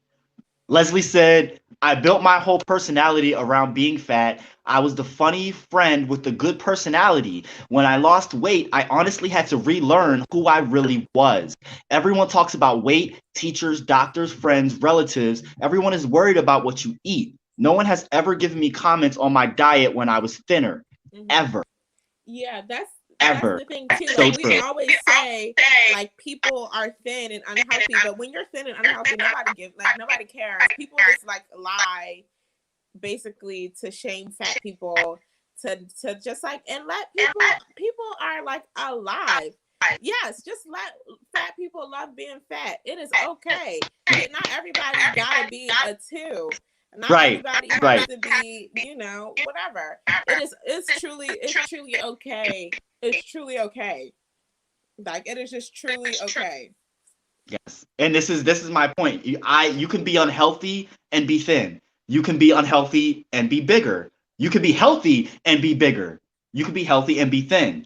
It's not one sided, you know? Like And I just thought about clear. yes. No, and as I was saying, like I watched my own parents struggle with what happened. And the main reason I feel so strongly about this topic is due to the fact that I watched my parents struggle for so long. I watched my parents struggle for so long to go ahead and get themselves to a point where they were healthy. Anything they earned after that was about their personal feeling that they wanted to be different so they felt happy with themselves. If you feel happy with yourselves, I highly encourage you to stay where you are. If you are body healthy, mind healthy, all those things, definitely love yourself. My item when it came to the original posts I made about that were that I am watching people who are in a decaying and unhealthy situation. People who are finding themselves in life-threatening health situations with their weight, not attempt to change that. And that's what scares me because skinny, fat, I dated a girl who struggled with the idea that she didn't have enough weight on her. And I've dated girls who struggled with the idea that they didn't feel thin enough. If they were healthy, Let me say this though. Think about so the bigger picture of what we've been talking about tonight with toxic masculinity and how it trickles down and it's this one big yarn web of different things and how it affects different things. Yes. Also think about the byproduct of how bigger people may feel always attacked or threatened and not be able to decipher where the genuinity comes from when you get where I'm going with this. So it's not don't necessarily think about your viewpoint on this, but think about someone else's viewpoint as to why they may feel backed up against a wall even and I'm not saying that Shay specifically does. I'm just bringing out in general, just throwing this all out there. Shay said, Kevin, do you believe everyone can just stop being fat? No, and I don't right. Something you can just stop. That is definitely not how it works. To change your body in such a drastic way, it takes normally years, hard and long work, and it is stressful and tiring and takes and physical toll on you. As I said, I witnessed my parents with that firsthand. I saw how tired they were. I saw how hard they work, and it was exhausting on them. Do you think that made you a little bias is not the right word, but do you think it desensitized you to how you perceive and equate proper health with weight? I definitely think that might be a thing. I have caught myself before. I was talking to one of my friends and they said to me, would you date someone that is overweight? And I told them and I said, honestly, I have a preference for people who are thinner, but I don't see anything wrong with that. Normally, I date someone for their personality. And I caught myself in this circle where they said, well, why do you feel that way? And in the moment, I didn't have a good answer for that. I found myself stuck in this section where I was like, why do I feel that way? Why is it that I equate the idea of finding a good and healthy woman with someone who is on the thinner side of the spectrum? I find myself to be a polar opposite these days. Many men find, the idea of a thick woman to be very, very attractive, while I found myself being very attractive to someone who is much thinner, more petite in size. And I do think that might have been a direct correlation of seeing the struggle that my parents went through and looking at it and going, that's not healthy. They can't do everything I want them to do with me. And now because of this, I feel like maybe that just naturally ingrained in my own brain. I felt that the form of attractiveness to a healthy body for me became someone who was on the thinner side of the spectrum. Not because I found other people to be less, but simply because I looked at that and went, I want to be able to do everything with my kids and with my significant other, and didn't maybe just found that correlation in my brain somewhere without naturally realizing it. We all have to remember that we do all live in a systemic society, and the evils of it permeate everything, especially our mentality. And the more that we are aware of this and cognizant of this, every time things like this happen and interactions like this happen, question it, hold yourself accountable, and think about it. And that's the most that we can do, but also acknowledging it, apologizing, understanding, and moving on. Because at the end of the day, we all have to keep progressing together. You know what I'm saying? That's the goal of it all, is for all of us to continue to progress together.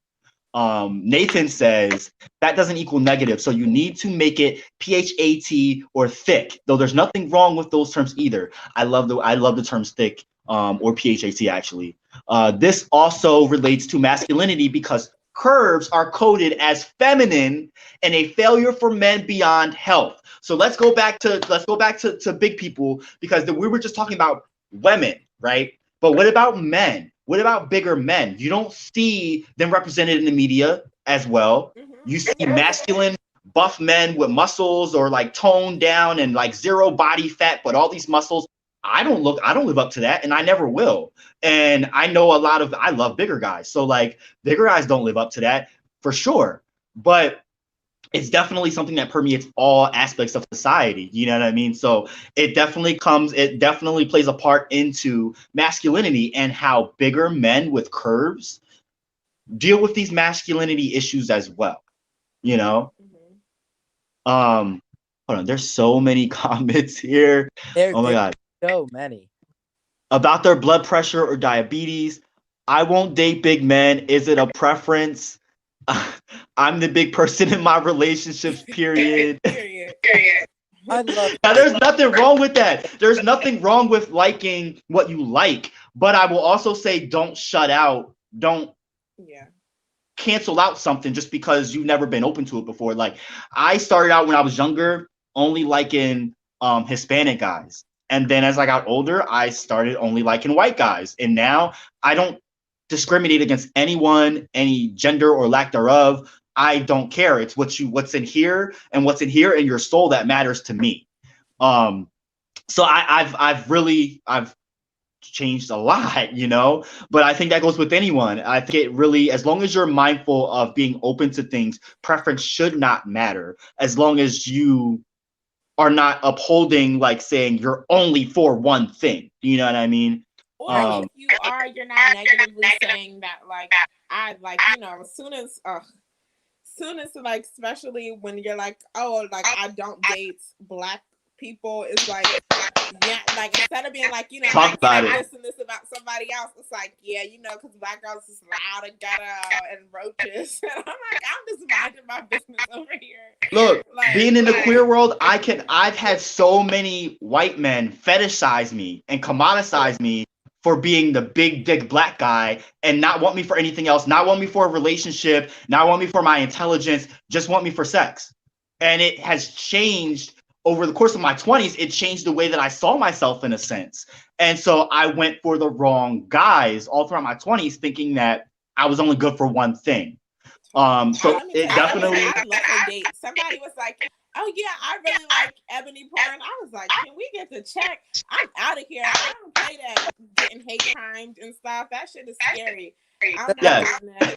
That's something I've been experiencing too lately. At the job where I work and at my home life, I've had a new influx of people coming into my life over social media and stuff during Yeah. COVID as a way to keep myself social, make sure that I'm not falling into any receding depressions or anything like that. And I have a coworker who just constantly sexualizes our personal relationship. And the one day he finally asked, said, "Can I take you on a date?" And I said, "No, you cannot." And he said, "Well, what do you mean?" And I said, "Well, I only date for serious relationships. I don't date for fun." And he said, "Oh, you don't do that at all." And I said, "No, I do not." And then following that conversation a few weeks later, I come home. This guy messages me on my phone. He says, "Hey, what are you doing tonight?" And I said, "I'm going to play some video games with my boys." And he says, "Why don't you play some games with me instead?" And at that point, I had it. I turned around and I finally said, the reason I have not had a relationship with another male or even attempted one in over the last 5 years is due to the fact that I tried it when I moved back to Lancaster, but all they did was focus on sex. And see, this is a whole huge, bigger, larger problem. That's a whole nother discussion that we're gonna have to talk about, because Yeah, there's a lot of I'm evils like, that what come with about that. just walking down the street as a woman? You can't even Thank you, cat go call all the time.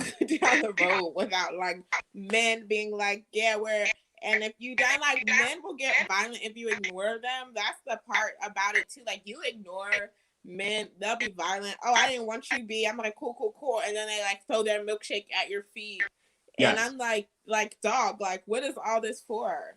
There have You been could have lesbian left me couples that have alone. gotten assaulted because they won't kiss in their other respective partners in front of the men, and they've gotten beaten to a pulp, you know? So it just, let me go through these comments. There's so many comments. Leslie said, I like this comment. Honestly, if you are truly looking for the mind, you won't mind carrying the case. Yes, that was referring to I so dig that. No, it's true. Like, and it's metaphorical as well, because first of all, we all have baggage. It doesn't matter what comes with us and what ideologies or prejudices we have. We all have some kind of prejudice, right? It's a matter of accepting and understanding what prejudice we all have, and us all helping each other to diminish them as best as possible. You know what I mean? And honestly, I did actually end up dating a girl who could be considered on the thicker side, or as some people say, the heavier set side as well. And it was actually a wonderful relationship for about a half a year. And then that relationship finally ended up breaking down due to I had experienced some deaths in the family, and I was no longer able to be a good boyfriend. And because of that, I ended up splitting off from her.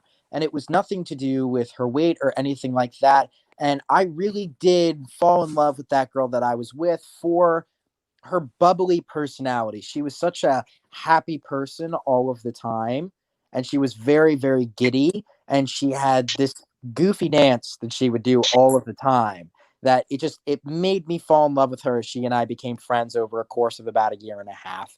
And sadly, we're not friends anymore, but from what I hear, she's doing well. And yes, I definitely saw that as I began to grow older, I questioned those items that I had placed upon myself. And in the book that I was talking about, another one of the C's they talk about is curiosity. We should constantly be questioning what is a positive masculinity. And if you are finding something that is not lining up with your ideal version of a positive masculinity, you should sit down and think about that. You should sit down and talk about that. So I'm going to admit that in my past, I've said the N word. I've definitely made fun of fat people when I was younger, when I was a kid. I made mistakes. And I'm not afraid to say that. And anyone can come on and try to tell me that I'm a bad person for that, because at the end of the day, I know that I'm not. What Your past is not your happened present. in the past. And as I have grown and developed into a new person, I've learned the rights from wrongs in myself and done my best to correct them. I'll never be perfect, but as long as I continue to work to be a good person, I feel that's enough for us. Yeah. That's the most that we can do in our present, is do the best to be our best, really. Mm-hmm. I just wanted to say that one last comment, and then we'll wrap up here. Nathan, you've been awesome tonight. Like, just Yes, been killing it with these comments. You said, yes, society is huge. At different points, we've actually prized fatness. It's classism. When fat reflects rich, we want fat. When skinny reflects rich, we want skinny. And that is true. You go back to like, go ahead. So there was a piece of art that I seen when I was first taking art history class from like Paleolithic times, or like when we were, you know, like not really, we were kind of more nomadic. We were kind of living in caves and stuff like that. And there was a sculpture, and there was a ton of little sculptures that they would make, and it would be of women, and their bodies were like, their feminine organs were extremely big. They were extremely fat. Their bellies were extremely fat. But at that time, where people were trying hard to get food and stuff like that, you know, you would have so much of, like, having a fat body means you had an abundance of food, that you were healthy, you were finding food all the time, that your reproductive organs were protected from the cold and things like falls. Yes. And the stuff that we were experiencing as humans at that time. And as much as we walked and moved around, most people would have been lean and muscular, but the people who they chose to put in their art were fat. Because that's showing the prized possessions of what is important in that society, right? Mm-hmm, mm-hmm. When it comes to women, being able to carry full term and also be able to healthily carry full term, in my mind, that makes perfect sense. Mm-hmm. Actually, overweight women are the reason we've survived many of the plagues that existed during the past. During medieval times, that was another era in which the idea of being a fat person was perceived as a beauty at the time. And a lot of the women who were heavier set, normally, like we were talking about earlier, suffered from some disease if they were poorer that did not allow them to lose the weight. And what ended up happening is we actually saw that during the Black Plague. When so many people were dying, so many people were starving because food was now contaminated and scarce. It was the heavier set people who had the extra fat on their body that eventually that fat was burnt off to keep their bodies alive and healthy. And they were the ones to get married off. They were the ones to survive. And they were the ones to keep population moving in a forward direction with how many deaths we saw coming from those plagues. So not only and has there's always women like Marie the idea Antoinette of been beautiful, in it's Europe, also women been wore life-saving. petticoats and petticoats. So, you know, bigger bodies have been appreciated throughout time, and right now we're acting like fat is a new phenomenon, something we've never seen or heard of before. And yeah, we're just causing people so It's much also part of harm. capitalism, because It's think about how much a 100% moneymaker capitalism. weight loss is. 100, everything is capitalism. All the things that you think, because right, they think that capitalism would say that bigger people are not as efficient. That is, everything is capitalism. This everything that you can find fucked up, you can think about how it relates to capitalism, and you can tie it right back. Like I said, white supremacy, capitalism, patriarchy is truly what we're all up against. At the end of the day. Yeah. I completely agree. Yo, I'm gonna get y'all off of here because it's about that time. We just hit 2 hours and 14 minutes. Surprisingly, I don't know if y'all realize that, but we've been talking for 2 hours. I love y'all, and I thank y'all so much for this. For this opportunity to discuss this with y'all. It's meant a lot to me, and hopefully we can have a part 2 if y'all down to do it. But I always touch on a number of different topics. So y'all too are also as welcome to join in anytime y'all want to. All you gotta do is ask me to send the link to you, and this goes for any of the viewers as well. All you gotta do is have me send you the link. I will bring you into the show. But again, Kevin Robert Pond and council person Nydea Graves, I really, really, really thank the both of you for joining in on this topic and shedding light on the issues surrounding toxic masculinity. If any of the two of y'all have anything else y'all want to say before y'all wrap up. Just be safe out here with the COVID stuff. Y'all already know how to be safe. Wash your hands and wear your mask and don't touch your face and stuff like that. And try to social distance throughout the holidays. Other than that, happy Hanukkah, Merry Christmas, Happy Solstice, Happy Harmonic Conversions, Happy Kwanzaa, Happy holidays. Happy holidays. I just wanted to say again, happy holidays to everyone. And again, it is not very often that you find a respectful platform like the one I've seen today. It is truly a rare thing to see true conversation being brought together instead of just angry people screaming on the internet. So I would definitely love a part 2. Thank you for the both of you for showing such respectful and responsible views while talking to me today and bringing me into this conversation. I haven't enjoyed a conversation like this in a very long time. It was absolutely wonderful. And thank you to everybody who was commenting, even the people who were asking questions about my previous posts. Like, the way you were bringing them forward, I really enjoyed it. It was lovely to hear it in a respective and responsible way like that. So just thank you for having me here. Happy holidays, and thank you all for being great people. Thank you. Have a good one. Thank you. Y'all too.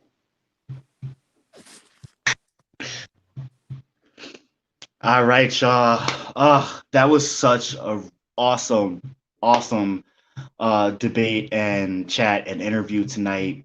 I'm just that was a lot, wasn't it? We went from toxic masculinity to just talking about capitalistic society in general, fat shaming. Like this was a really good topic.